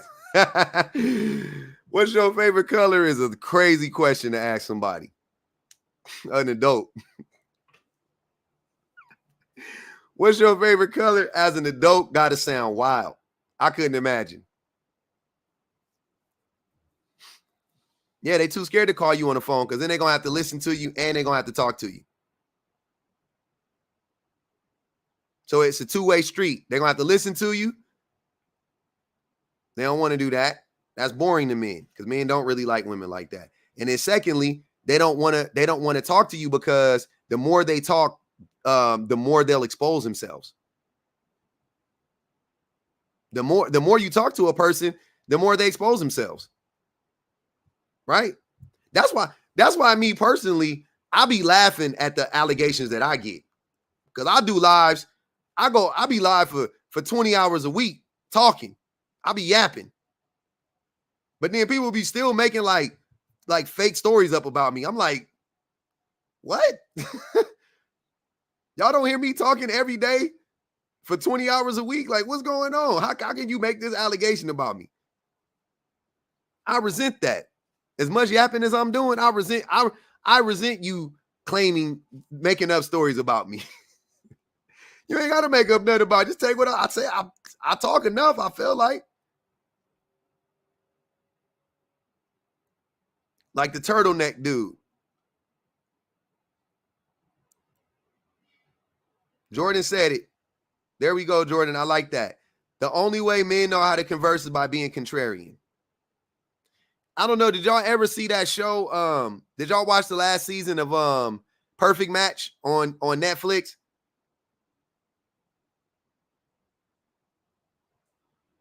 Perfect Match on Netflix. There was a dude on there. He annoyed the hell out of me. But all he did was argue with that girl. All he did was argue with that girl. They afraid to simp. I'm not into simping personally. Simping is manipulative. But I hear you though. I would say cupcake. Men be afraid to cupcake. Men be afraid to cupcake. Absolutely. Simping is something different. Like my girl BPG say, the devil doesn't need an advocate. The one who argues about yoga on the first day. Yeah, exactly, Nicole. That dude, that light-skinned dude. Oh my God. Watching that was frustrating for me. I'm not gonna lie. I was frustrated watching that dude. But you just arguing with her. Like, and everybody saw, like, everybody was like, shut the hell up. Shut up. Stop arguing.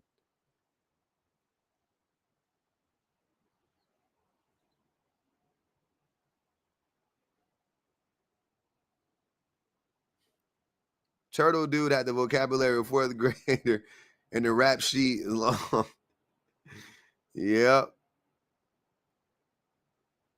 They are born disagreeable. Oh no, don't come in here with the queen maker rhetoric, T. Men are not born disagreeable. I have two sons, but one of them is neurodivergent. I have a neurotypical son. He is not disagreeable. He's very much agreeable. Very sweet, very agreeable, very malleable, very empathetic, kind-hearted, all of that stuff. Very much so. Now, the trick is going to be keeping him that way. That's the trick. We are not born disagreeable. The trick is keeping us agreeable. Right? No, I know. But the things that boys go through, that's the foundation to manhood. A lot of men are living out their childhood traumas as men. Right? We talk about it all the time. Mommy wounds, daddy wounds, da da da da da. We're living that out as grown men. So it starts as a boy. It starts when they're boys.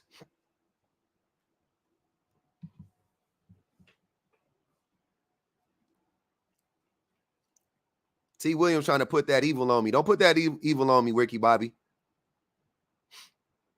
I know what she said. Y'all got to listen. We all don't lose me now. Boys are just young men.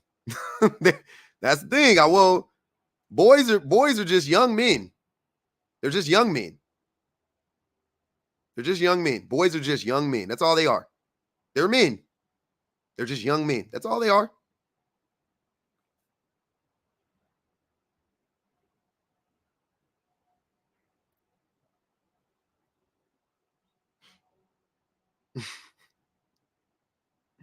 I'm gonna circle back for y'all though. Let me see what my boy. Give me about 8 years. By 8 years, my baby be 16. Yeah.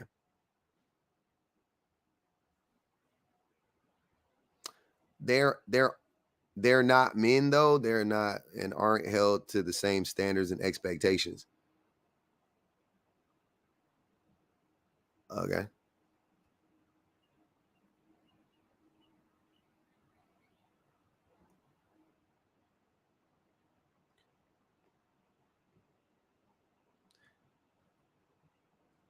Yeah, men. If you say just so we circle back, if you say men are born disagreeable, then that means they're disagreeable as boys. That's my point. And my son is a boy, and he's not disagreeable. So obviously, men aren't born disagreeable. We become disagreeable over time, but it is because we are indoctrinated into the cult of man. That's what I'm saying. We're socialized to be disagreeable. We're socialized to center ourselves. We're socialized to be sociopathic in nature, or not nature, but in practice, I guess. Right? We're socialized in these ways. We're not born this way though. We're born sweet. We're born gentle. We're born with all the emotions. We're born this way, and then we take it away. We strip it away from little boys, and then they lose it. Then they become Neanderthal-like men. They become grugs from the crudes, right?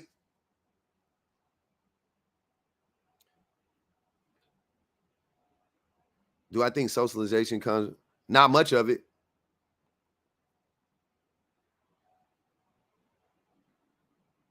What other person? There's no other person up here.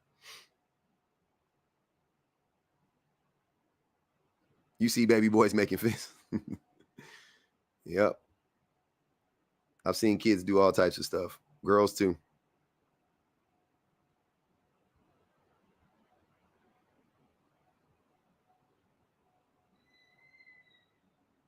Yeah.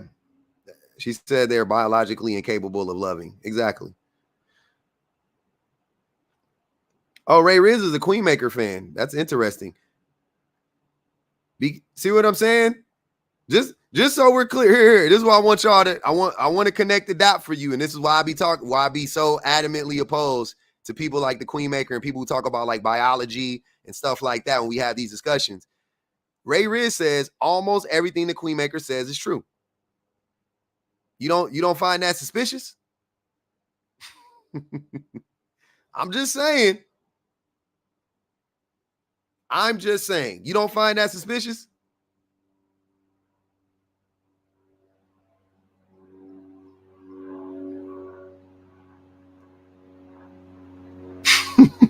That's all I'm saying.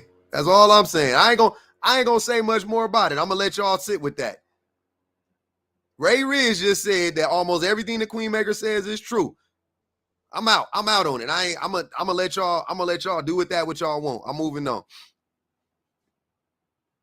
Nah, you good. Missouri. My son called him a clown.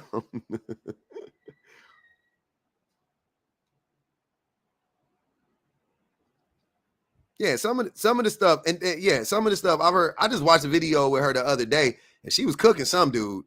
I don't even remember what it was. So, but it's like the stuff she be saying when it's right, it be so basic to us.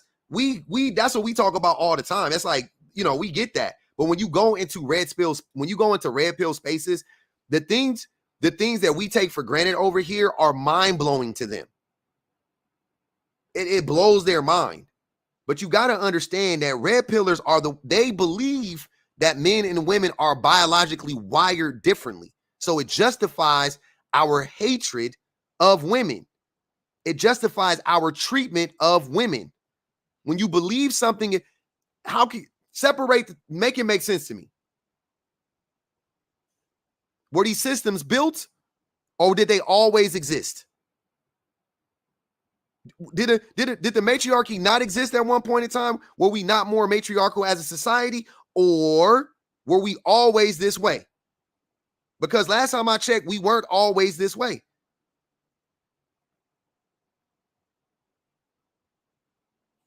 That's what I'm saying.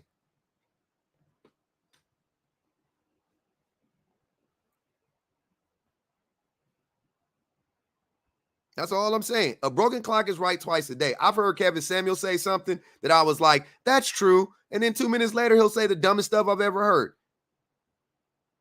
I've heard Jordan Peterson say stuff that I'm like, Jordan Peterson says, get up every day and make your bed. For an ADHDer like myself, getting up every day and getting out the bed right away and making up your bed definitely would help. No doubt about it. But then he'll say something that is completely asinine in 2 statements. He'll say the dumbest stuff I've heard somebody say all month. We are biologically different. But I think people conflate being biologically different with that must mean that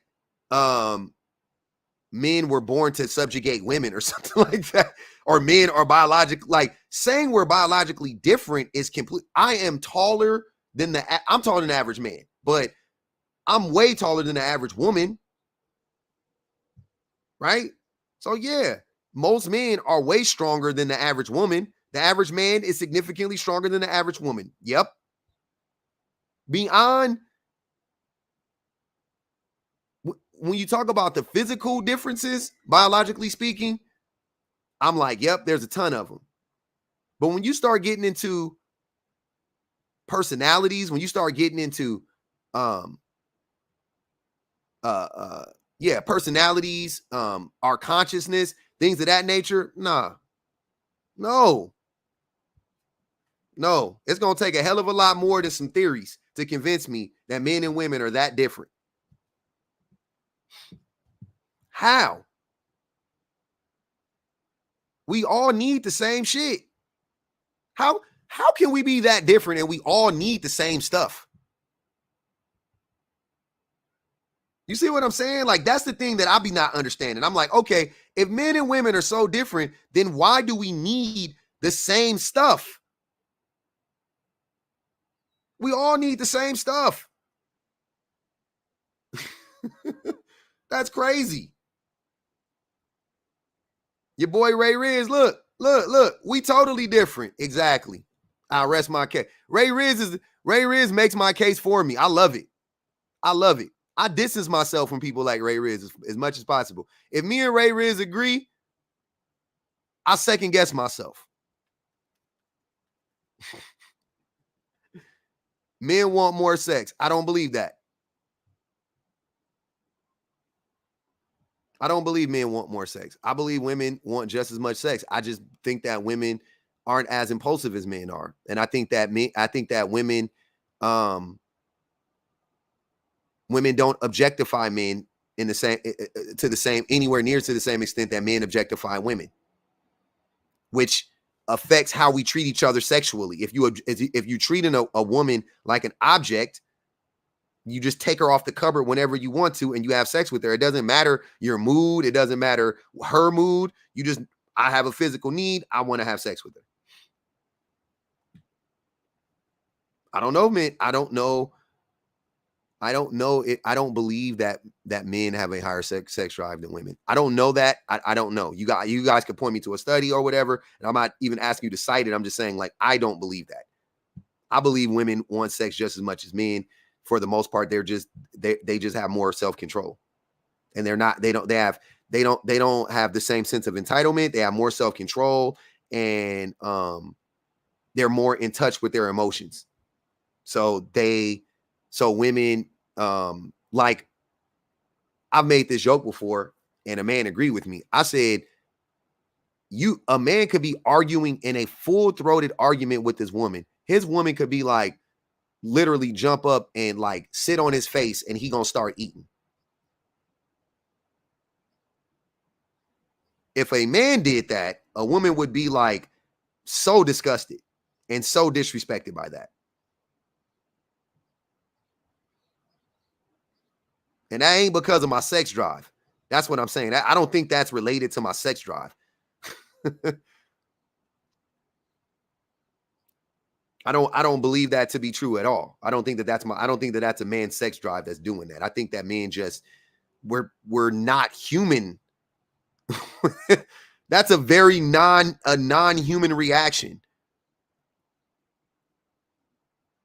A lot of men have low testosterone. Men's testosterone is getting lower every year, T. The patriarchy is not dying. How do we reconcile that? If testosterone levels have been dropping consistently for 100 years, but the patriarchy is still in effect and actually going backwards, how can that be true? That's what I'm saying. I'm just saying, man, it's wild. Blaming everything on testosterone is crazy. It's a cop out to me. I just don't like it. I just don't like it. It defeats the purpose. Then why are we here? Why are we here? If men are biologically so much different than women, then why are we here? What are we doing? Why are we in this space right now? Why are we having these conversations? Is it just for entertainment?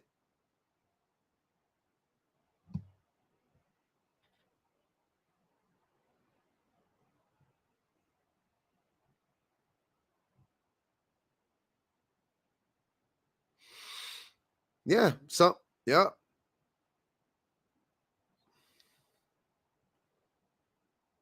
The thing about men too with the sex stuff, the reason why I also don't believe that men want sex more, men physically can't keep up with women sexually. Right? We can't we can't have sex for hours and hours and hours and hours and hours and hours and hours. Most men can. I don't know. I ain't gonna speak for all men. Most men can. I can't. Right? Most men don't have reboot after reboot after reboot after reboot after reboot after reboot. Women do.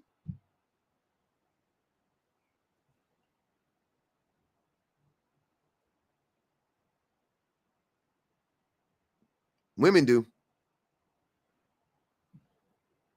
Exactly. So corn would it's a part of our socialization. People being exposed to corn. X is dead.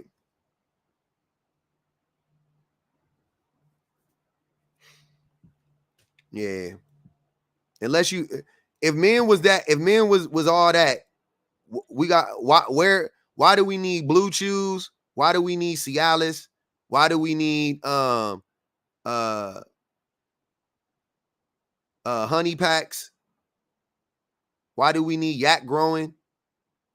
Why do we need that stuff? Without corn, the grape rates would be higher. Nah, opposite, my girl. Without corn, the grape rates will be lower. Corn perpetuates grape culture.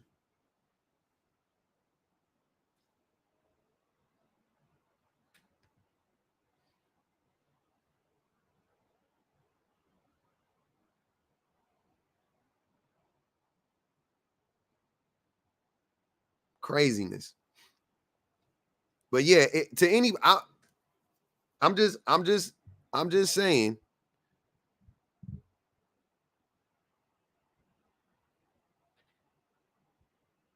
We weren't supposed to be having sex beyond a certain age. Ray Riz, what are you talking about? What are you talking about, brother?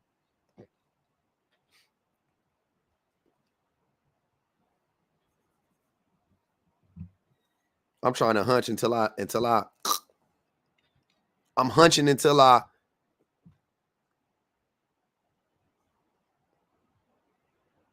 42. My heart works just fine, brother. Teaches men to objectify women. It puts ideas in men's head that maybe they didn't even have in there. Because there's actual great in there.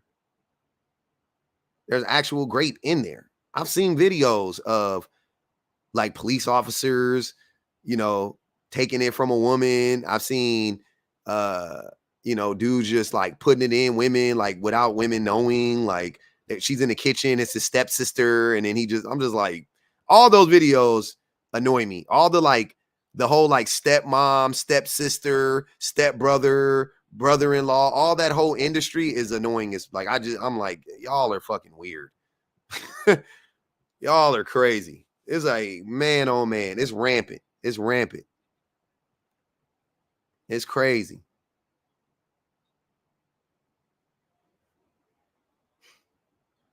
Get what lie from?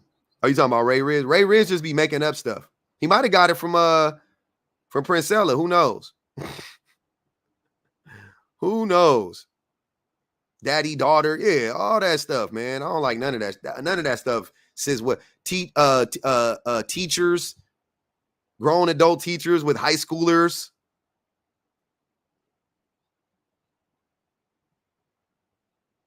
Even the tags. 18-year-old gets wrecked. Barely legal teen gets wrecked. Hey, what? Oh, wow.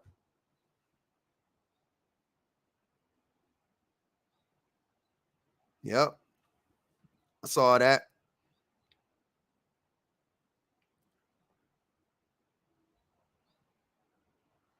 I saw that video where that dude was asking those people on the streets if you could lower the age of consent to any age, what would it be? And dudes was saying 10. A woman said like 12. She was like, "Oh yeah, boys are cute at 12." And I was like, "Oh my God. Oh my goodness. Lock them up." I know you can't arrest people for that, but man, you should be able to be arrested for that. That was crazy. Where is Chris Hansen when you need him? That blew my mind. I was like, on camera? Even if you feel like that, keep that to yourself. But I was happy they said it though, because that proved my theory about dudes. I got a homie. He just sent me an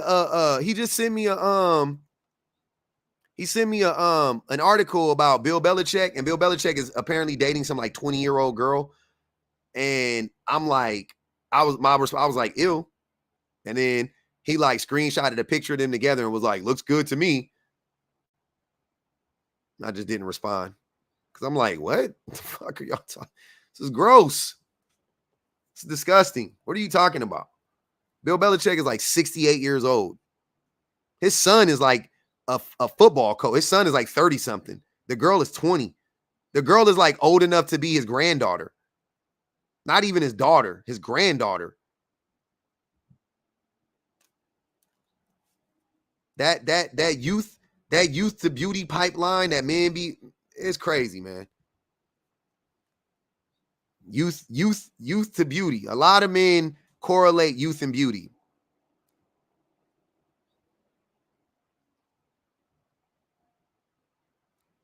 The older you get, you don't just find older women attractive as a man. Like, is that like you're stuck attracted to 20-year-olds? When I was 20, when I was 25, when I was, 28, yeah, I found 20-year-olds attractive. At 40, I don't. They're 20. You can say they're pretty, you can say they're cute, whatever, but I'm not attracted. They're 20, they're 25. 30-year-olds is pushing it. You know what I'm saying? I gotta ask, how old is she? She 30. Okay, I don't feel so bad. This dude's out here 50 chasing 20-year. Like, what are you doing? What's going on? That youth to beauty pipeline is a mother. That's all I'm saying. That youth to beauty pipeline is a mug. Stop it. Just because she young don't mean she beautiful. And just because she older don't mean she ain't attractive. Y'all weird, man. Y'all some fans. They are not like us. I got a whole different, that's crazy. That's crazy. Disgusting. Attracted to coveting. I mean, finding a 20-something-year-old woman pretty, cool. Coveting a 20-something-year-old woman when you're in your late 30s, 40s, and up is disgusting.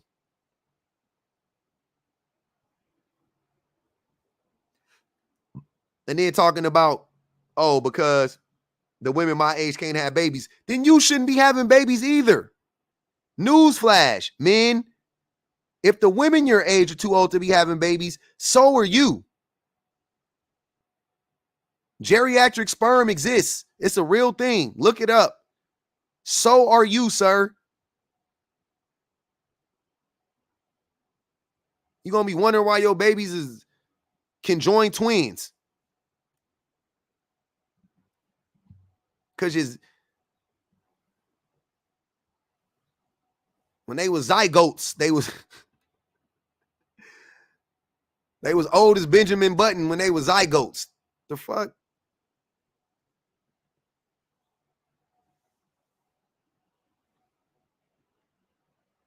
I heard, who was that? Donnell Rollins. Donnell Rollins is funny, but I heard him talking about that. They was getting on him on the Breakfast Club, asking him why his girl was so young. And that fool said, because I want to have a baby. I said, it's too late. You hit the wall. If the women around you are too old to have a baby, so are you. Jesus. If the women around you are too old to have a baby, so are you, bro. So are you. So are you. Yeah, they hit the wall. Yes, you have hit the wall. If the women around you are too old to have a child, you have hit the wall. Just accept it. It's okay to not have. Not everybody had. Hey man, if you couldn't figure out how to have a baby in your 30s or 20s, you probably don't deserve one.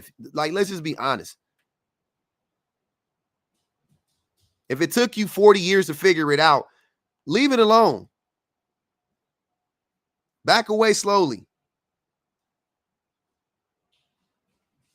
You're just now mature enough to have kids at 46? Fuck out of here.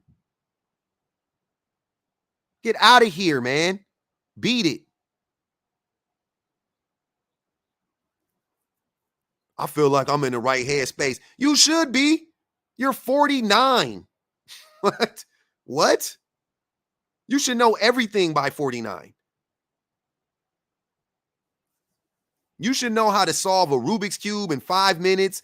You should be able to cook freaking chef level meals. You should be able to clean like a professional. You should be like, what are you talking? You're 49. Yes. Okay, cool. That's how I know y'all don't really like them babies like that either. Old ass parents. Deliberately? Not on some oops and I just had a kid. All right, I fucks with you. You 49, 50, actively trying to have a kid because you think you deserve to have a baby. You don't. You don't, sir. Pack it up. Go. It's all good, brother. Enjoy your Sunday brunches with your boo.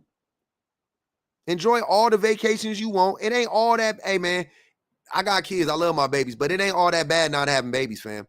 You'll be all right.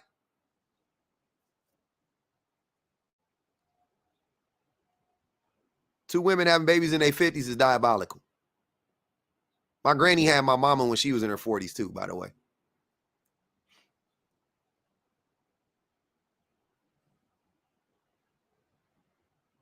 Hey, if you starting to get discounts at restaurants and stuff just for showing up,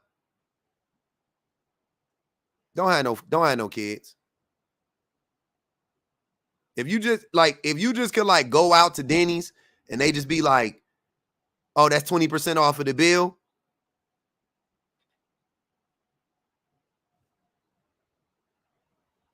Don't have no babies. Don't have no babies. You good. That's crazy. Y'all wild. Y'all be wilding, man. The entitlement is crazy. The entitlement is crazy.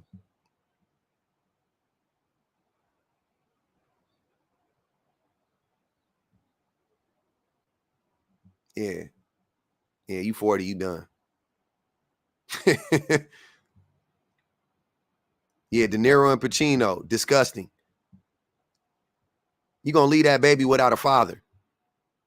That baby ain't gonna have you but for another 5 years. You 11 years old. You on your way out, bro. Y'all on your way to the upper room. NT day now.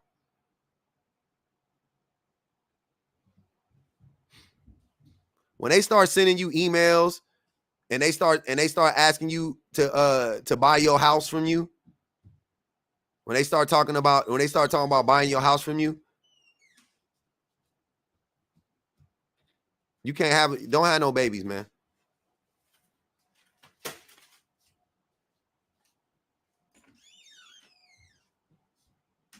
If your favorite ice cream is pralines and pecans, if your favorite ice cream is pralines and pecans, don't have no babies.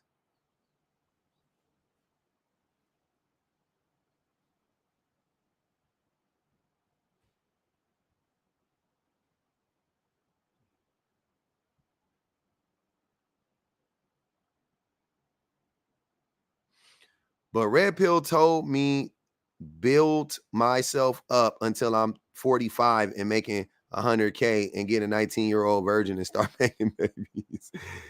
Yeah, Ray is trolling right now. That was a good one because that's it. That is what they be saying though, and that's why I be laughing at them. Because you probably ain't gonna never make $100,000 a year, more than likely. But if you do, yeah, you probably gonna be around 40, 45.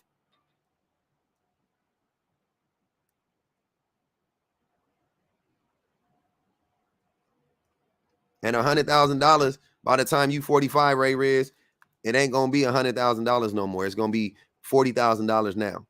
So you're gonna be right back at square one. When y'all, if your favorite drink is vodka and milk, if your favorite drink is vodka and milk, you don't have no babies.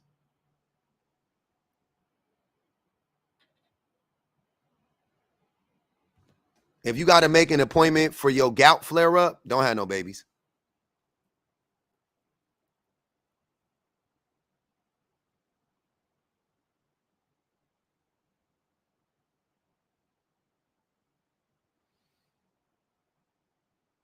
Yeah, vodka and milk. That's an old people drink. That's how you know you've been around. If you ever been around some old black people,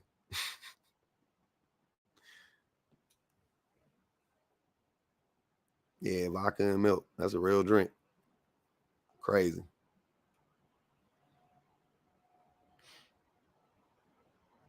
They don't drink water.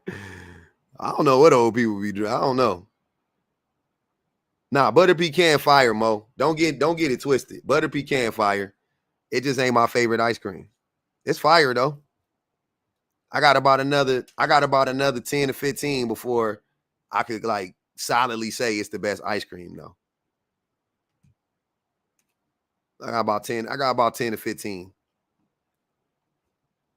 Ovaltine. When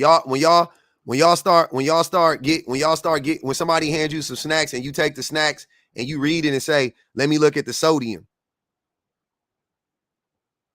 If you get the snack, hey, if somebody hand you some snacks, and you be like, how much sodium it got in here? Don't have no kids. Pack it up. Wrap it up.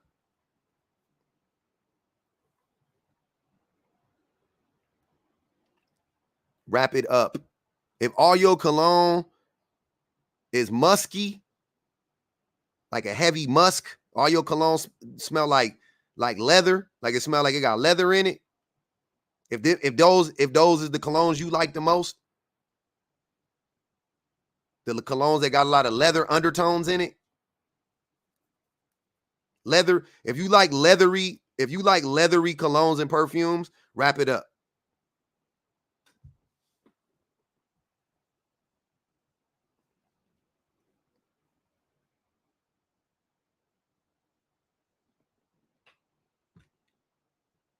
Yep.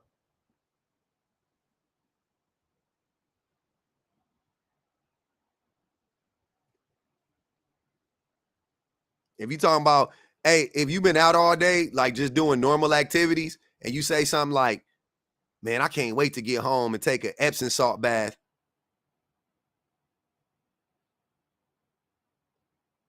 Or you say something like, ooh, I can't wait to put my feet up. It's been a day. And all y'all been doing is just walking around the mall or an amusement park or something like that. Yeah. You already know. Yeah, you already know. Yeah. Yeah, you already know.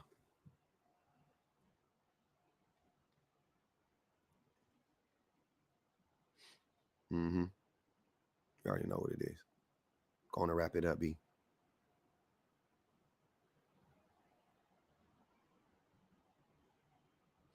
I got in an Epsom salt bath when I was young.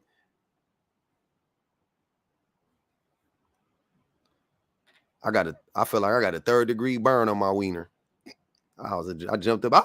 It must have been too much salt in that mug. Mm-hmm. Mobile phone. If you do like this for the phone, like if this is the motion you make, you say I'm gonna call you like this, wrap it up.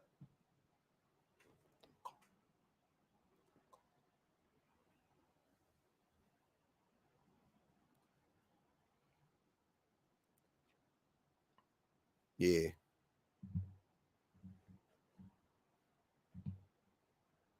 That's all I'm saying. The delusion what they say, the delulu is the salulu. Y'all be so delusional. I be tripping, man. I be really trying to figure out. I be like, who told y'all? Who told y'all this? Who told y'all this was okay? If you say YouTubes, I do that I do that intentionally to show my age. On the YouTubes. Oh man, we over here on the YouTube. Speaking of the YouTubes, man, hey, bang the Cash App one time, man. Keep the live alive. Keep the live alive.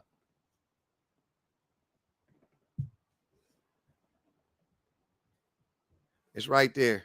It's over. Look, it's right there. Customer service headset. If you drop your car off for service and you be sitting in a little waiting room talking on your phone on speakerphone, yeah.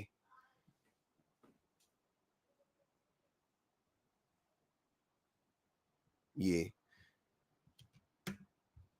When you be in there, when you be like this, I don't know what Bernadine was thinking of showing up to church in that hat. Yeah. Oh yeah. No. Yeah. If you talk about your bowel movements once a week, if you talk about your bowel movements on the phone, on speakerphone, definitely go on and wrap it up. Oh yeah. No, yeah. Me and Bernadine, look. Oh, you talking about Abby Joe? Abby Joe was there? Oh, we had us a time. Oh yeah, absolutely. In the service, if you in a public area doing this, if you in a public area like this, why you trying to have a baby?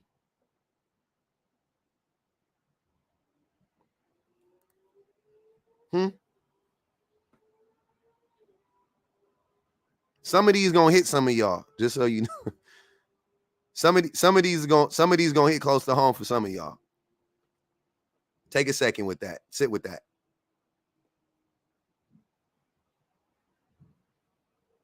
Okay? Sit with that. Thank you. I don't like that. That's slanderous. If you iron your clothes every day, that's slanderous. Ain't nothing wrong. I ain't fresh. He lied about having a family for 6 years. I found out and threw a cheeseburger at him today. He dumped me. And today he dumped me. What? What?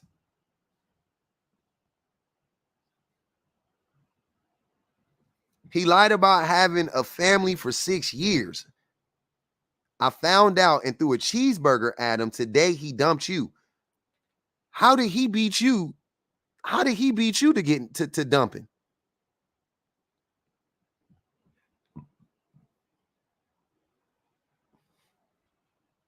By the way, thank you for the super chat, Silverest.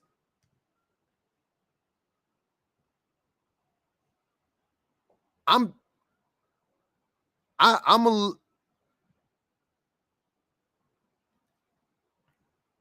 just asking. How did he dump you?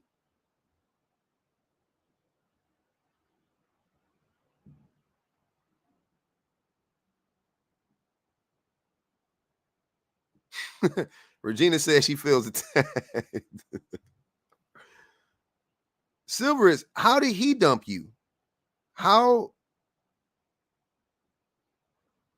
That's interesting.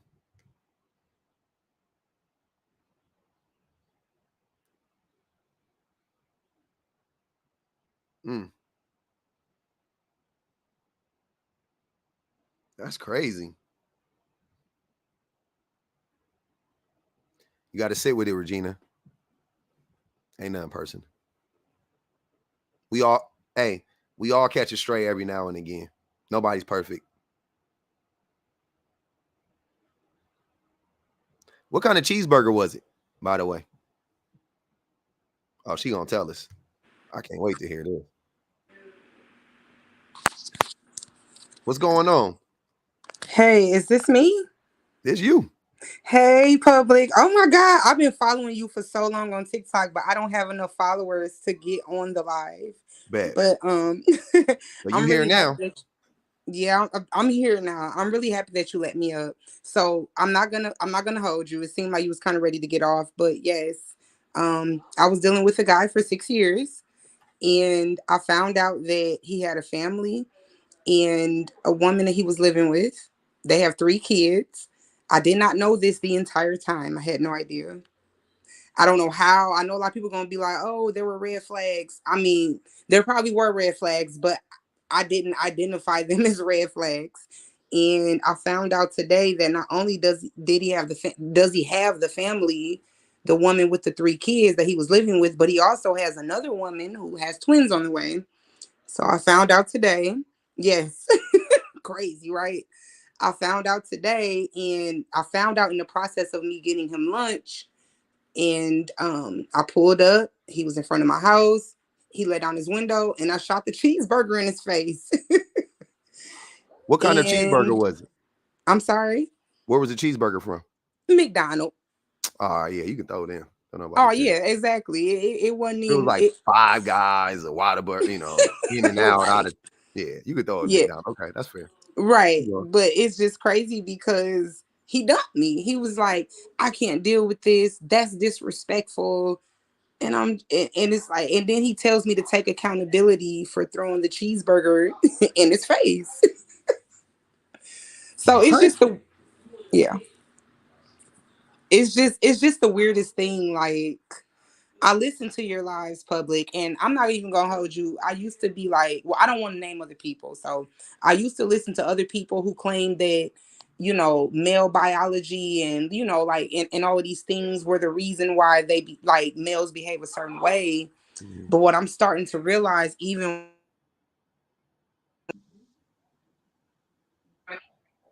Oh, you cut it. You cut out. You cut out. they're just predatory and they do awful things. Because people have told me within this time, within the last 24 hours, that I should have identified the red flags. And my whole thing is, how was I supposed to know? How was I supposed to vet lies? It's very difficult to vet lies because you It don't know is. that a person is lying. Can I ask you a question? Were you going to dump him? No, I wasn't. You cut out. I was very upset, and it's crazy that you asked that, because just you asking me that just hold on. I'm sorry. I think my earpiece connected. Yeah, there you go. You good now. Can you hear me?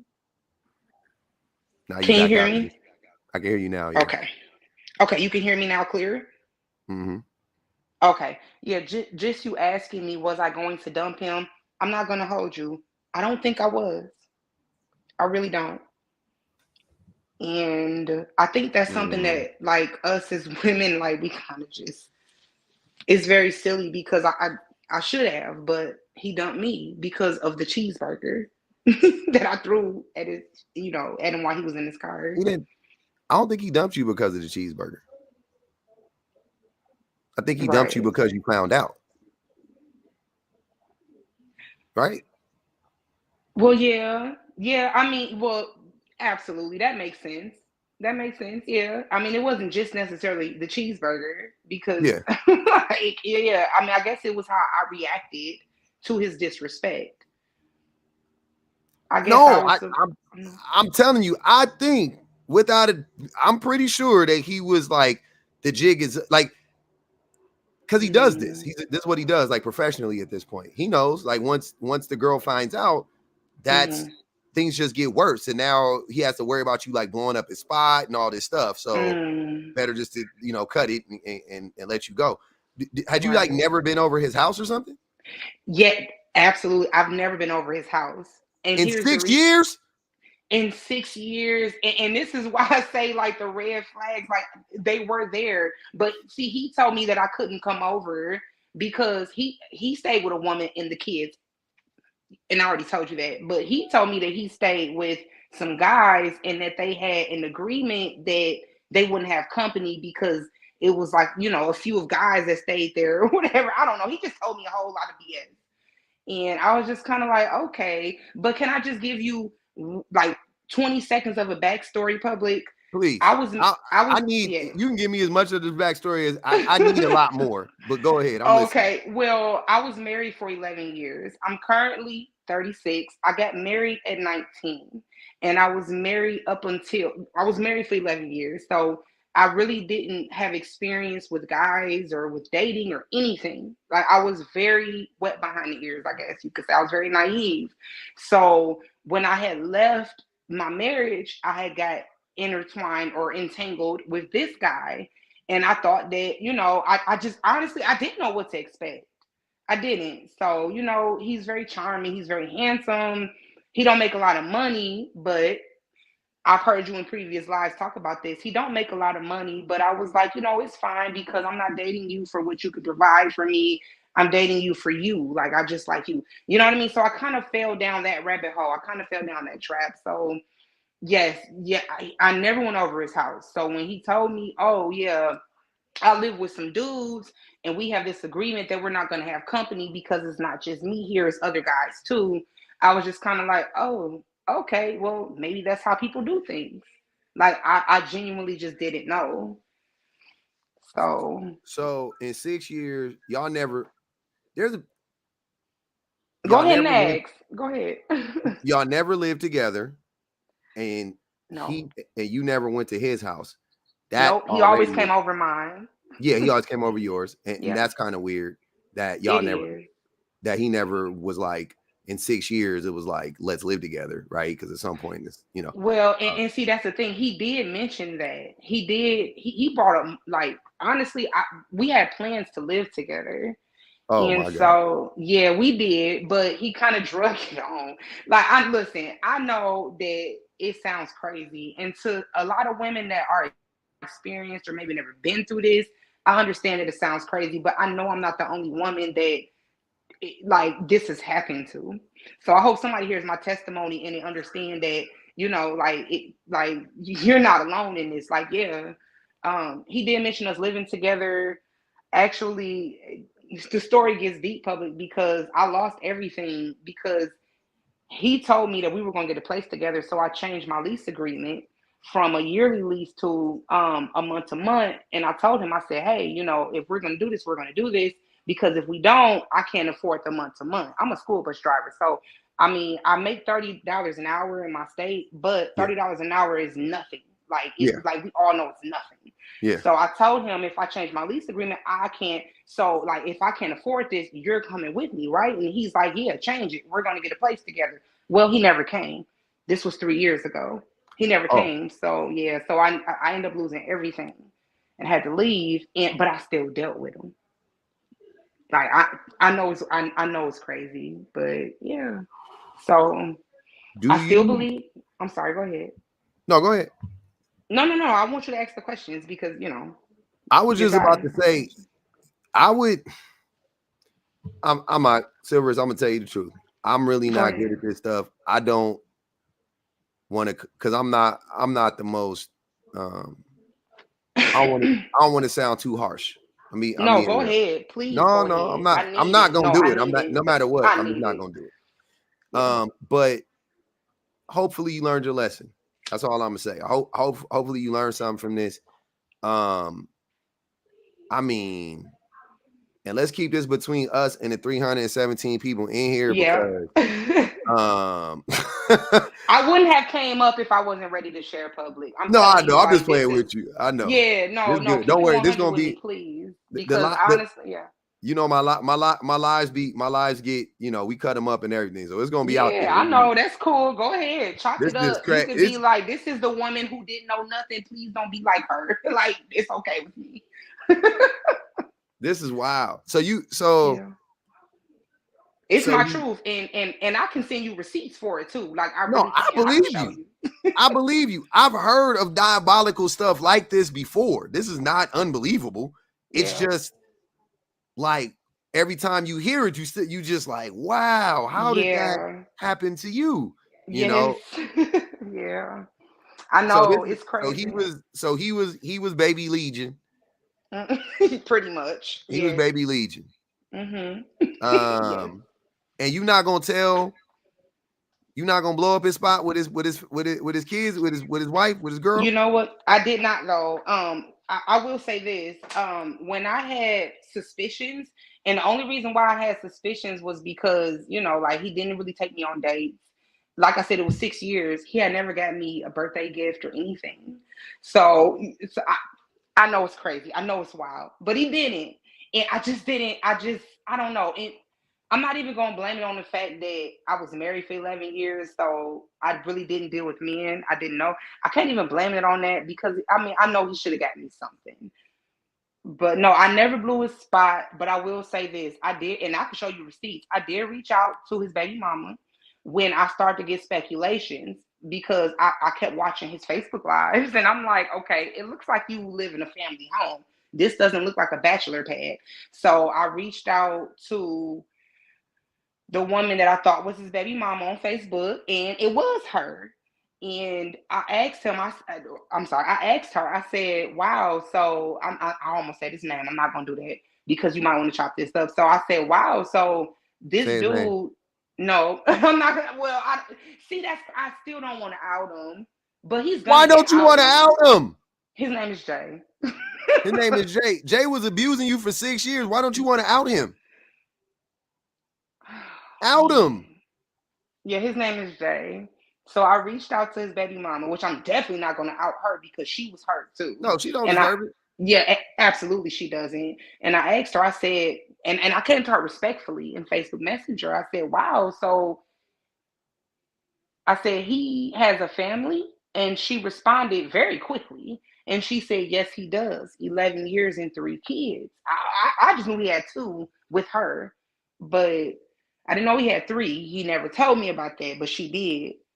And I had said to her promptly, as soon as I got the message, I said to her, I'm really sorry, I didn't know. And then she blocked me. So So she no, knows. Wait. So yeah. she knows. Yeah. Well, it seems like well, okay, so now that was about a year and a half ago. And then I came to him about it, and he was like, "Oh no, but we ain't together." She only responded that way because you came at her, and she felt some type of way, right? So pretty much, I let him talk me out of the fact that he had a family. He ended up, he kind of convinced me, or maybe I convinced myself that, You definitely convinced yourself. yeah, Hey, I convinced myself. real quick. I just want to Yeah. let y'all know my screen froze. I'm probably gonna have to restart the live in a second. Not restart it. I'm gonna have to restart my computer. My screen froze. So just keep going. Though. I'm listening till it Oh stops. shoot, you did freeze. I literally was so into the story. I was looking up at my ceiling fan, and I'm realizing now that your hand is still over your face. But yeah, public. I mean, I guess I played the fool. I guess I did. And now that I'm thinking about it, it does kind of go into. I recall one of your lives where you were talking about, if a woman likes a man enough, she would kind of like literally fool herself into being into, you know what I mean, into believing him. So, oh wow, it looks like I'm up here, but my face isn't showing. But I'm the one that sent the super chat, Silverist. I'm Silverist. That's me on the screen. I hope public comes back soon because I don't know how to aid alive. But yeah, I believed him, y'all. Everybody who's listening, I really did. Or maybe I just fooled myself. I hope that you can come back public because I really want to have this conversation with you and not like just with the people. But yeah, yep. And so today I found out that he had a set of twins with another woman that's not the baby mama. And I got upset. And as I was getting food for him, he was in front of my house. I was going to give it to him. And I shot the cheeseburger in his face, y'all. And it went all over his car. And I still felt bad. Like, I still was like, dang, maybe I shouldn't have did that. And so I tried to call him after he had drove off. I tried to call him and I'm like, hey, Jay, like, I'm sorry about what I did, but you lied to me. Like, why did you do that? And he's like, oh, you have to accept accountability for what you did. And I'm like, okay, I'm sorry about the onions and everything in your car. I will get your car detailed. And he's like, see, you still not accepting accountability. And I'm just like, oh, well, how else can I accept accountability? So it's a very weird thing that I've experienced with males. Like, they always want us to accept accountability for something. And it's like, okay, sure, perhaps I was wrong for like assaulting you with a cheeseburger. But on the same token, you were wrong for abusing me for 6 years by hiding the family. But they never want to take accountability for what they do. It's the strangest thing. So yeah, I can't see the comments. I hope Public comes back because I really kind of wanted to hear from him. Oh yeah, I'm back. Sorry. Hey, yes, thank you. I was kind of getting uncomfortable. I'm like, oh wow, they probably leaving the chat. No, it's all good. Okay. People come and they go. We good. Yeah. Okay. So it seems like this dude knew what he was doing to you. Or I'm sorry, the woman knows about him and about his ways. Because she blocked you, because what woman would block you know what I'm saying? Like, yeah, like my wife she would blocked not. me immediately. Like, and it's crazy, Public, because I thought that she would have more to say, but she blocked me immediately. So that kind of now looking back on it, that kind of leads me to believe that this is like it might be like a normal occurrence in their relationship, because Yeah. that was kind of strange to me. Me personally, like I said, I was married for 11 years. No woman ever reached out to me. So like my anecdotal experience as a married woman from 19 for 11 years, if a woman would have reached out to me, I would have had questions. I would have been Yeah, like, you'd have hold been on, do you have digging. receipts? Yeah. Yeah. So yeah, any Like questions usually you have, I will openly answer them. usually you gotta like dig and find her, if you know what I'm saying, if you the one that's getting cheated, like you gotta find her, but she found you, so like easy peasy, you gonna, you know what I mean? But Yeah. all right, In this well, case, yeah. So yeah. I really am, I'm really sorry that happened to you. No, it's You know, okay. I no, was it's kind not. of foolish. I mean, it's not okay. See, and that's my problem. But anyway, Getting cheated, yeah, getting cheated on is not okay. It yeah, wasn't your it's fault that not. you got cheated on. I don't care. Red flags be damned. I don't, he cheated on you, so that's his fault because he cheated on you. Sagittarius Brownlee said she will go with you to throw more cheeseburgers at him. So you got riders that's willing to ride with you in the chat. You just got to link up with them. Yeah, that's what's up. Can I say something too though, because this kind of dawned on me, and I'm not gonna keep you public. I don't know, No, you good. you might want to get off or whatever, but there was something when I was talking to a friend, well, not even a friend, but a coworker about this, because I had to vent to somebody. I was like, this is wild. So she was like, even she was saying like,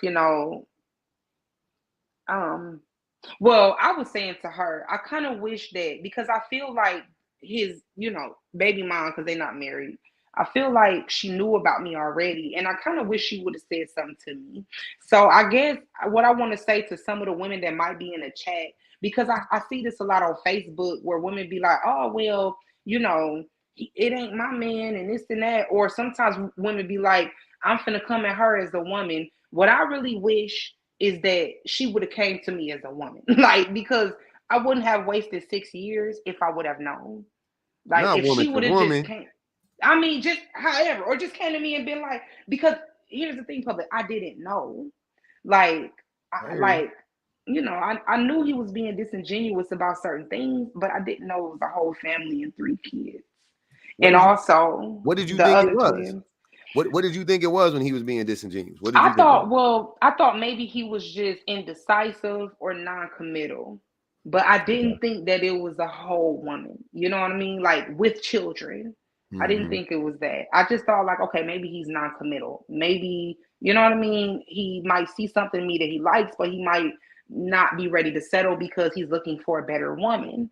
Because I Mm. know that men do that. So I was kind of like, well, maybe if I stick around and be this better woman that cooks and does all of these things, you know, I thought that maybe. So, you know, I don't know if I knew, because I feel like she knew about me before I knew about her. I really do. If I Mm. knew, like, I would have left, honestly. Because again, I was married for 11 years. I don't want to go, and I left the marriage. And you I said left all of my this, marriage. and here, and you said all of this, and this man was broke. That's the craziest thing too, because men be out here lying, talking about women chasing money and all of that stuff. But here, this man go broke, Yeah. uh, Well, and he was. I make significantly more than him. Like I said, I'm a school bus driver, and I know that they don't. I know school bus is like relative, so every state gets paid different. I'm in Wisconsin, so I get paid $30 an hour for school bus, which is Mm. not like, you know, it's not great, but it's Yeah, not no, awful either. yeah, it's He decent. gets paid $16 an hour. Damn, what state y'all in? Wisconsin, we're in Wisconsin. Wisconsin. Oh yeah, $30 an hour in Wisconsin is that's yeah. Yeah, it's like It sounds good to some What's y'all states, but it sounds off. what's y'all minimum wage? You know what? I don't even know what our minimum. I think it's like, because I know Seven. I think it's like 30. Bree, what's the minimum wage? 750. I had to Yeah, ask my daughter child. 750. So you making 4.5 times the minimum wage. That's Yeah, he making slightly over double. So yeah, slightly over double, but yeah, you know, and you and hit and him in the okay, he making slightly over double, and you hit him in the face with a double double. yeah. And one thing I will say too, I do recall him calling me big money one time, and I should have knew then. He called you big money. Yeah, one time he did. It happened Ah, once. He yeah, said, that's "You make more crazy. money than me. You big money." But at the time, I was like, "Oh, okay." Like I just didn't. I don't know. I think as women too, we have to work on not being desperate. Like I don't feel like I'm desperate because I don't. But anyway, thank you for having me up here. No I do problem. appreciate it. Hey, And yeah. Regina Ray said, sis, I hope you learned your lesson and give yourself grace. I got duped by a married man too, said his wife was deceased. Oh wow. That's a tough one. You know what, Regina? That makes me think. I wonder what my ex-husband tells people because I know he was cheating on me too. So hmm. A beautiful Leo goddess said, next time set standards / expectations, but this too shall pass. A lot of times it's not love, it's our ego that keeps yeah. us when we need to let go. Yeah. Yeah, man. They giving you the right words. I don't got the word track for this one because I'm reacting on some like I want, I'm dropping foods on their head if they do this time. You know what I'm saying? I instantly go Yeah. I revert back to my days of violence type stuff. I'm like, what is we talking about here? Like, Oh yeah. this I crazy. know. If I'm a woman, yeah, man. This And you know what's crazy, public? This might take you by surprise, and I also have receipts for this too. I was raised by my father. Ain't no woman ever took care of me. mm, Never. I was mm, raised by my father. I lost my mom when I was 4 years old to a cocaine overdose. damn. So I don't know her, but my father went to court. He got custody of me. So I really have had the example of a man who took custody of his daughter. I'm his only child. So that's another thing when you do these lives and you talk to these men who be like, oh, I take care of my daughter. I do this, I do that. And they just got to choose better. It's not even just about being raised and having that father figure.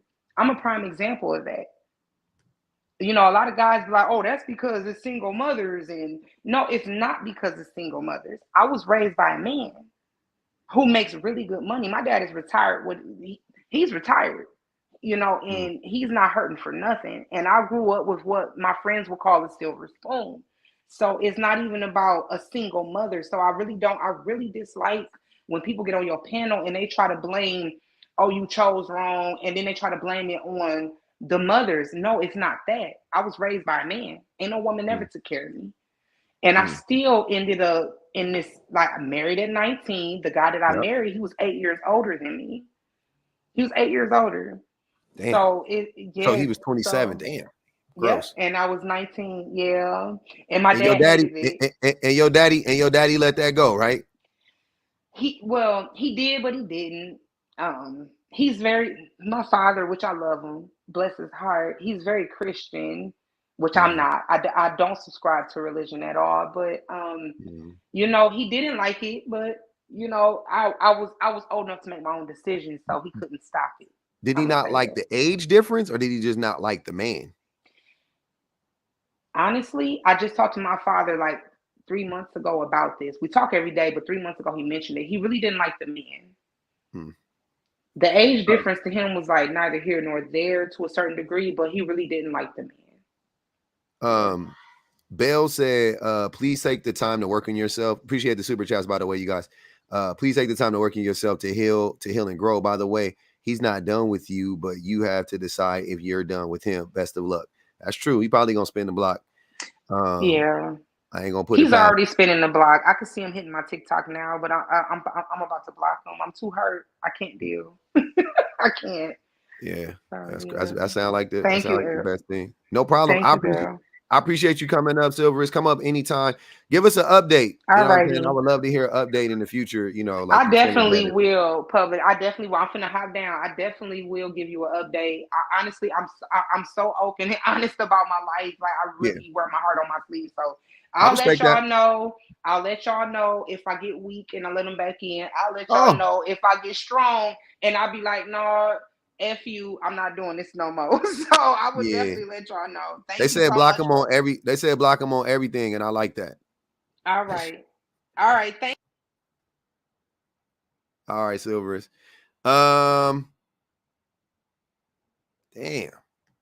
What a way to end the live. I got you, loved one. We're gonna have to do that again on another time. I gotta cut it. I gotta cut it, man. What a way to end the live.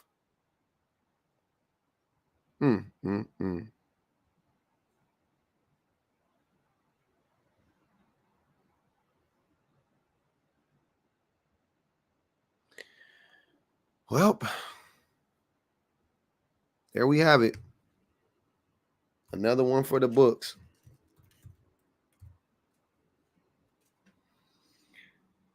Another one for the books, y'all.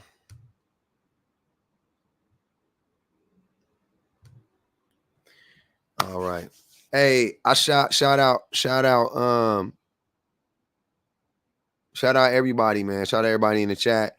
Everybody that started on TikTok and came over to the YouTube. Appreciate y'all.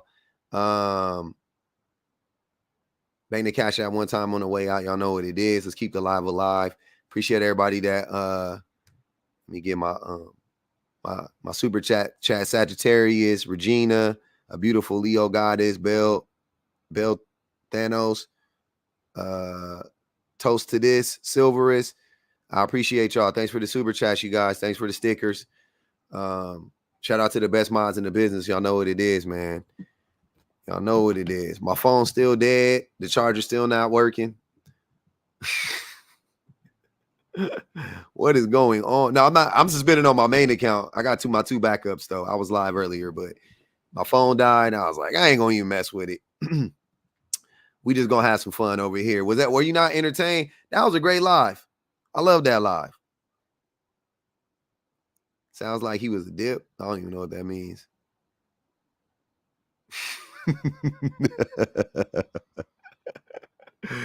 You mad at me calling it the YouTubes?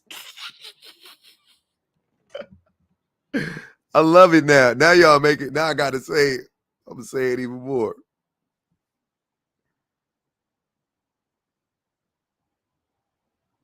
Appreciate you, Amy. That was Risa Tisa. That was Risa Tisa, long lost baby sister. Hey man. Hey man, you nakers is diabolical. What just happened to just normal cheating? Y'all not. What just happened to normal cheating? What's wrong with y'all? Cheating already bad enough. Can we get what happened to just normal cheating? 6 years?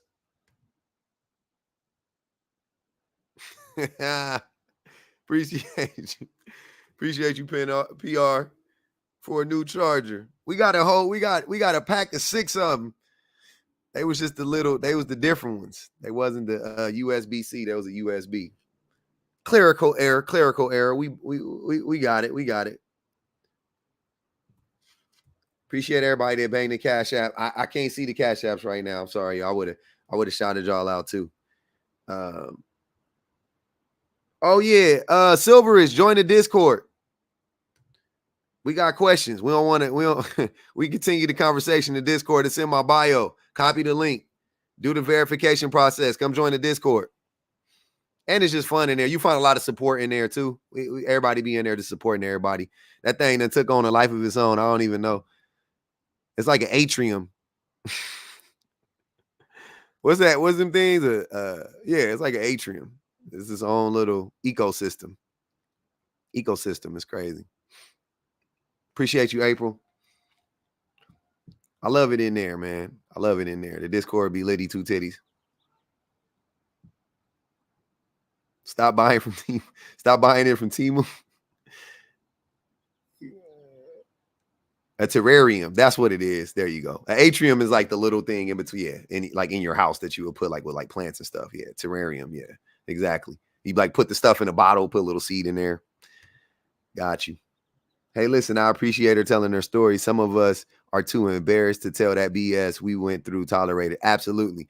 You couldn't waterboard, the CIA couldn't waterboard that story out of me if that was me. Not now, maybe in the future. I'm maybe after I heal from it. You know what I'm saying? Like she going through it and told us a story. That was crazy. So she's strong. I ain't got it in me. Yeah, I ain't got that one in me. She built for it tough. Cause not your boy. I'd have been at home listening to I wish I never met her. I'd have been at home listening to oh man, I'd have been at home listening to I would stop breathing if you told me to. Now you're busy loving someone else. 6 years. Let me tell you, I'd have been at home listening to everything. Bobby Womack, everybody would have been getting spun. Tony Terry.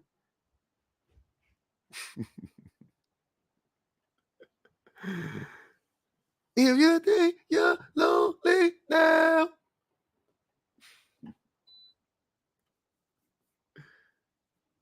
When them skeletons come out of your closet and chase you all around the room. Memories, yeah, like a ghost. Oh my God. Man, oh man. If you think you're lonely now, I better testify. I want to testify. I want to testify to you. I just got one thing to say. If you think you're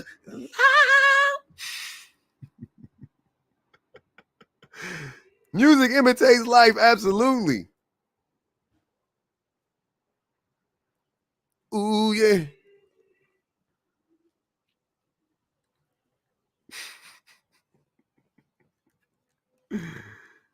Man, it's a song for everything. It's a song for everything. It's a song for everything. That's all I know. It's a movie. It's a song. It's a book for everything. Orange Juice Jones. Not Orange Juice Jones. Hey, that tangent he went on at the little interlude when he was talking about taking back all the stuff, all the minks and the furs. Yeah, take that off. Oh my God. OJ, man, yeah.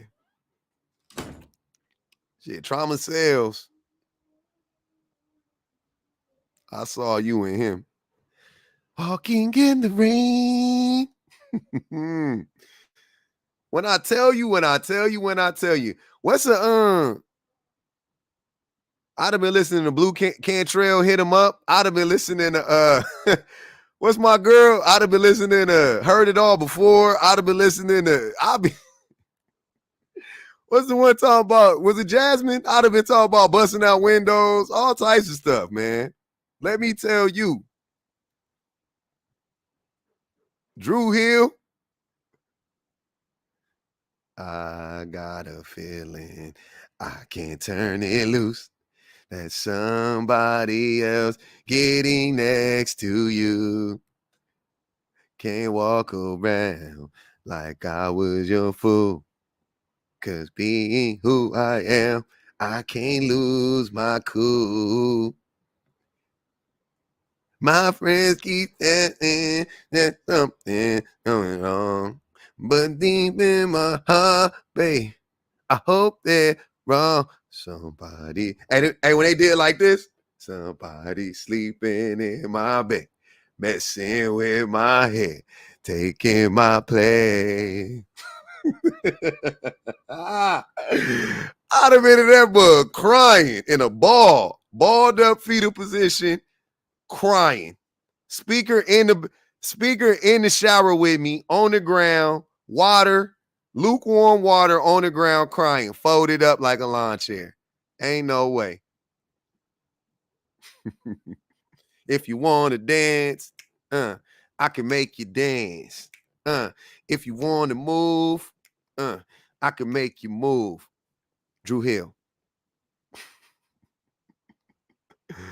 Nah, they did this shit. They did the bounce and they did the little bounce in the shit. They did this in one part. Oh man. These is the real. First, find a new song that conveys this feeling. I'll wait. If it's old, it's old. I don't care. Find a new song that conveys this feeling. Sunday, Monday, Tuesday, Wednesday, Thursday, Friday, Saturday, love. When I think about her.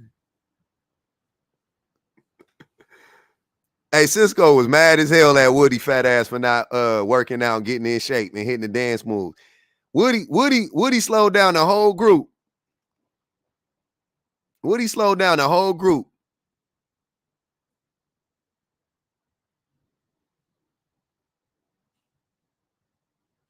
I hated that for Cisco. I really did. I hated that for Cisco. Nah, not Jazz. No, Woody. I thought Woody was the fat one. Jazz was the fat one? Oh, okay. I thought his name was Woody. Cease and Desist. Yeah, that's a good one. Drake do got a song like this. I know Drizzy got a song like this. Mm-hmm.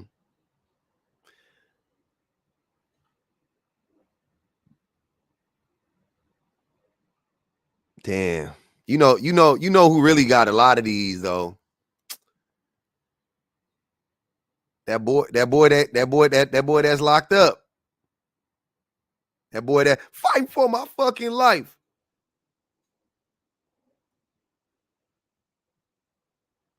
Woody the one with the big head and Jazz the fat one. Woody the one with the big head, right? Nico.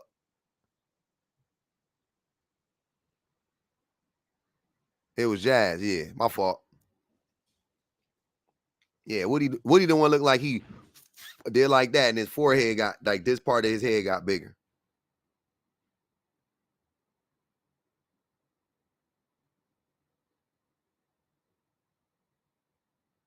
Yeah.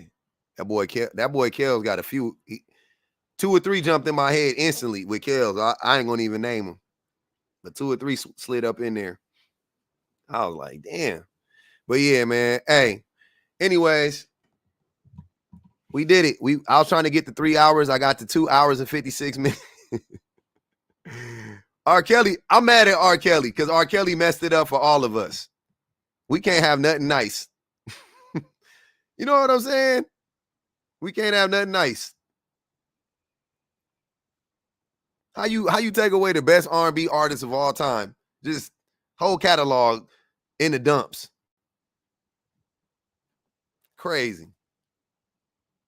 Best R&B artist of all time, whole catalog in the dumps. What a waste, man. Cap, what's Cap?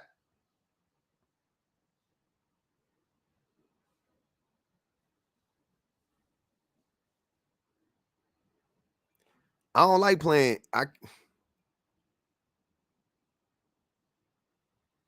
Yeah, Stevie was great.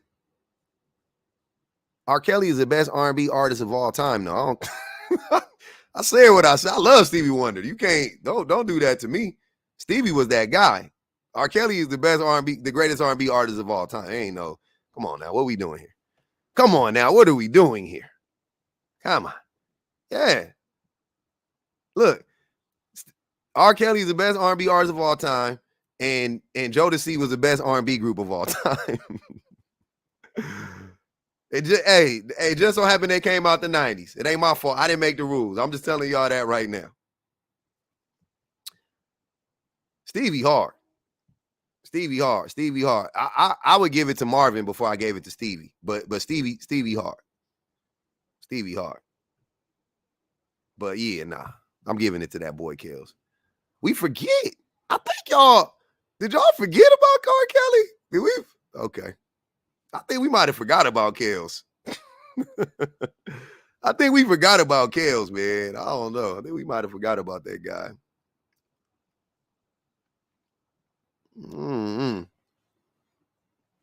Public announcement. 12 play. R. Kelly, self-titled album, the blue one. The double disc, the red album. When a woman's fed up. Best of both worlds with Jay-Z. And I just can't figure it out. Yo, kisses taste like honey. But I can't stop hugging the block all night trying to get this money. Stuck between these two worlds. What I'm gonna do with both these girls. 2 main squeezes in separate cities. Both found out and the shit ain't pretty. I'm sorry. I ain't gonna hold you. I ain't gonna hold you. That shit right there is magical. That shit right there is so good. I don't know what's going on, man. Then that boy had to do what he did. I was like, yeah, get this boy up out of here. And he wrote all the shit for all the early shit. Aaliyah. He wrote probably the best R&B song of all time. He wrote the best. He wrote the best R&B song of all time. He did. How's it toned that it ain't? He was the greatest. I don't know what it like. They ain't no separate. Now we gonna act. That's what I'm saying. That'd be the weird shit. I think people on the internet, that little internet stuff be getting to me. You can acknowledge that the man is a monster, and then say that he also was arguably, if you want to say it's somebody else, fine. But it was arguably one of the best artists of all time. Like that's not even up for a debate. You know what I'm saying? Like I ain't about to have revisionist history and be like, no, he wasn't. I never liked R. Kelly. Like what? What the fuck is we talking about? Yeah. Oh, you mean I can't sing? I'm hoarse right now, okay? I got allergies. Better than Stevie? Yeah. Better than Babyface? Babyface got it. Babyface and R. Kelly is closer to me than Stevie and R. Kelly. I don't know. But Babyface his music wasn't better than R. Kelly's music. He just wrote better than he wrote a lot of stuff. But R. Kelly wrote so much stuff, man. Y'all don't know. R. Kelly wrote so much stuff. Yeah, Kels wrote so much stuff. She said I was tone deaf. I can't hear. He low key can't compare to Teddy Riley. Oh my God. Yeah, y'all tripping. Y'all tripping. Y'all tripping. We'll never know because ain't nobody about to listen to that, man. I know I'm not, so I ain't about to go back. Whatever R. Kelly songs I got, they just the ones I'm stuck with in my head. That's it. I ain't going back. Step in the name of love. That's crazy. Yeah, Teddy Riley can write his ass off. I can sing better than Teddy Riley, though. Just so we clear. Teddy Riley was never the lead singer in any of his groups. It was Chauncey and Blackstreet. It was Dave Hollister and Blackstreet. It was Aaron Hall, problematic ass, and Guy. Only time he was the front man was Rex and Effects, and he was rapping. And Pharrell wrote that. Pharrell wrote it and produced it. So,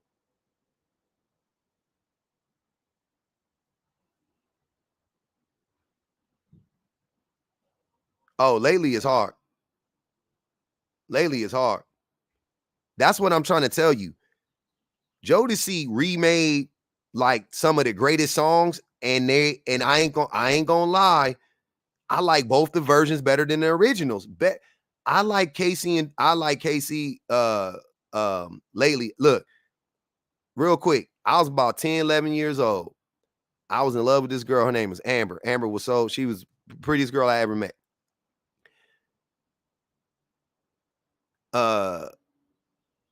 But she was stepping out on your boy. She was stepping out on your boy. She was linking up with the homie Baby D. I'll never forget it when I found out. So I called the radio station up one night and I dedicated Lately to her. KC Lately. 11 years old. See, I thought we was together. She had other plans. So I dedicated that Lately to her. I stayed up. I called 92.3 The Beat. I called her. I called her. I told her, listen to the radio. They're gonna play a song for you. And they did the little shout out or whatever. Y'all just naming people now. Y'all just naming people now. Keith Sweat. Keith Sweat. Please. Come on. Yeah, I called up the radio station. And I called up the radio station.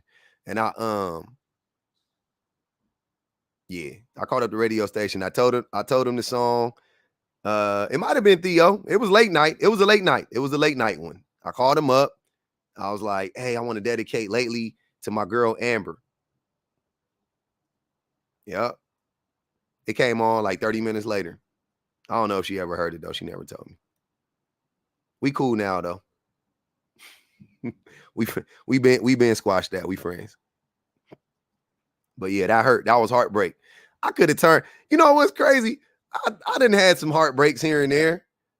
That never turned me evil though. Speaking of that, I had some heartbreaks that never turned me evil.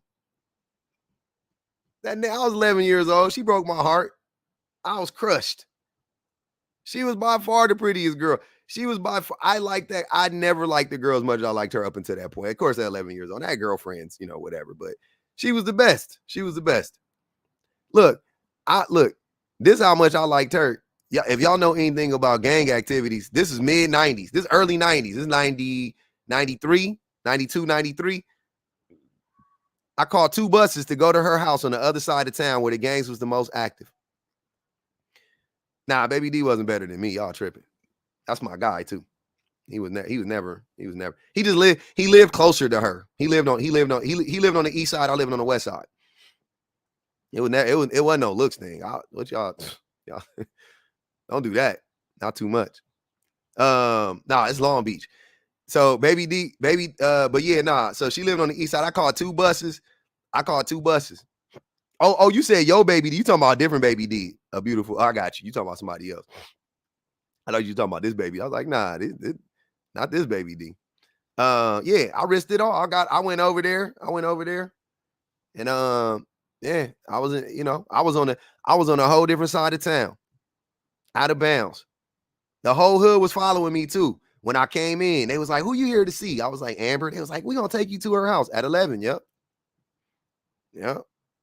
Went up in there.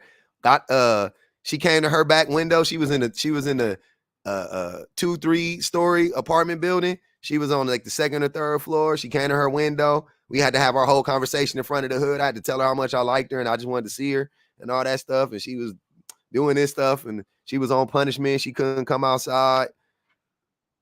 And I got back on the bus, went home, couldn't call her that night, but called her a few days later and we talked, and,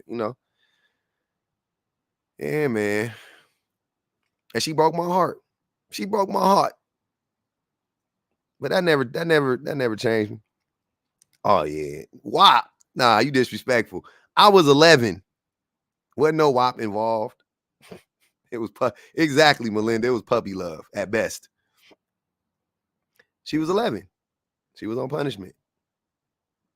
You know, back in the day, kids used to get on punishment for anything. But it was the summertime. I was like, damn, you on punishment in the summertime? Crazy.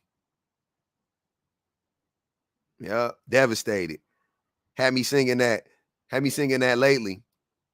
Far more frequently you're wearing perfume. Oh my God. My brother didn't even know. Hey, look, hey, this is my brother's story, but I'm going to tell it. I don't care. Hey, my brother, this girl broke up with this fool. This is how powerful music is. This is why I'm trying to tell. I love music so much. This girl broke up with my brother, and my brother played Tony Terry. What's Tony Terry's song? Y'all know that Tony Terry song. It's one of the most beautiful songs ever written. If I remember the first word, I can remember the whole song. Oh my God. Y'all know who I'm talking about. Tony Terry. Hold on. I'm going to look it up right now.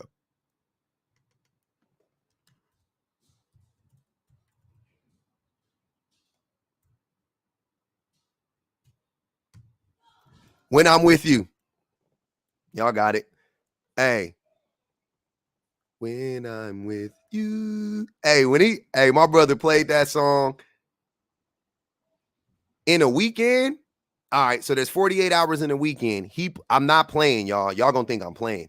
He played the song like 30 out of 48 of the hours on repeat loud in his room. And he had like a big stereo system up in his room.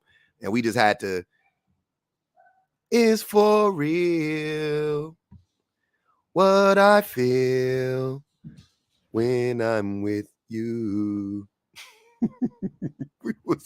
Me and my mama was downstairs rolling our eyes so hard. We was like,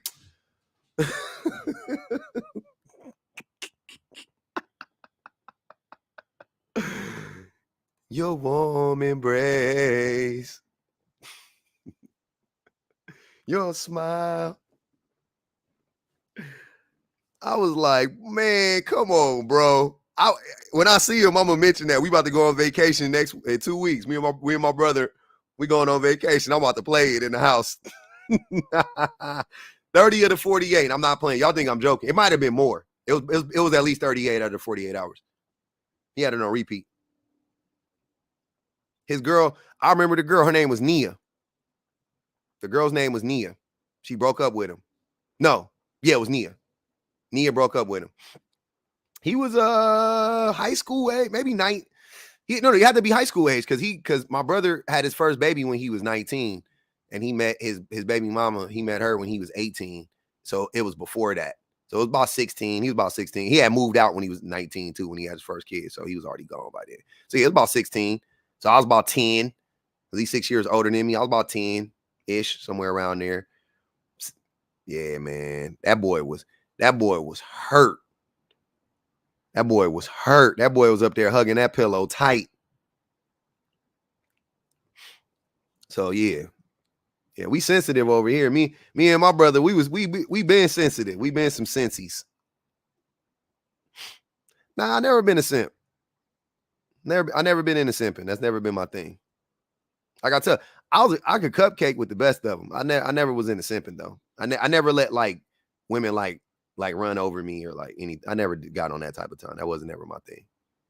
I never was like agreeable for the sake of being agreeable. Never. My personality don't jive with that type of stuff. But I definitely would cupcake for sure. I talk all night. Yeah, y'all remember? I'll be on the phone all night. Mama wake up at 2 a.m. Hello, public has to go to bed.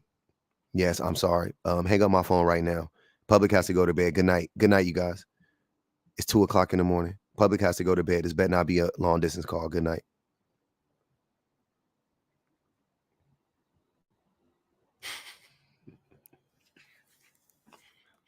Yeah, I'll do that. Yes, this is his mother. This is his mother. This is his mother. Yes.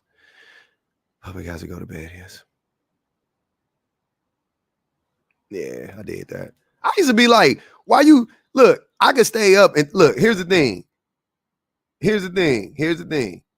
I could talk on my mama wouldn't. I could stay up as late as I wanted to, but she wouldn't let me. I was like, why would you kick me off the phone at 2 a.m? It's free. They local. They live on the east side. We good. It was crazy. I never understood it. Did I do this with Miss Cedar? Me and Cedar, we didn't have no time to cupcake. I did though, but we didn't have much time for cupcaking. We by that age, it was the other. But yeah. The first night we hung out, we was me and Cedar, we just talked all night. We was hugging each other all night. I think I kissed her on the neck a few times or something. Necked her a little bit. We was talking about the Beatles and stuff all night. It was fun times. Oh no, y'all!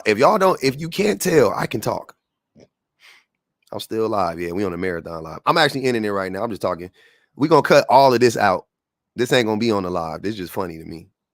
I just like talking to y'all. Y'all funny. Anyways, I'm about to go. It's dinner time. I appreciate y'all.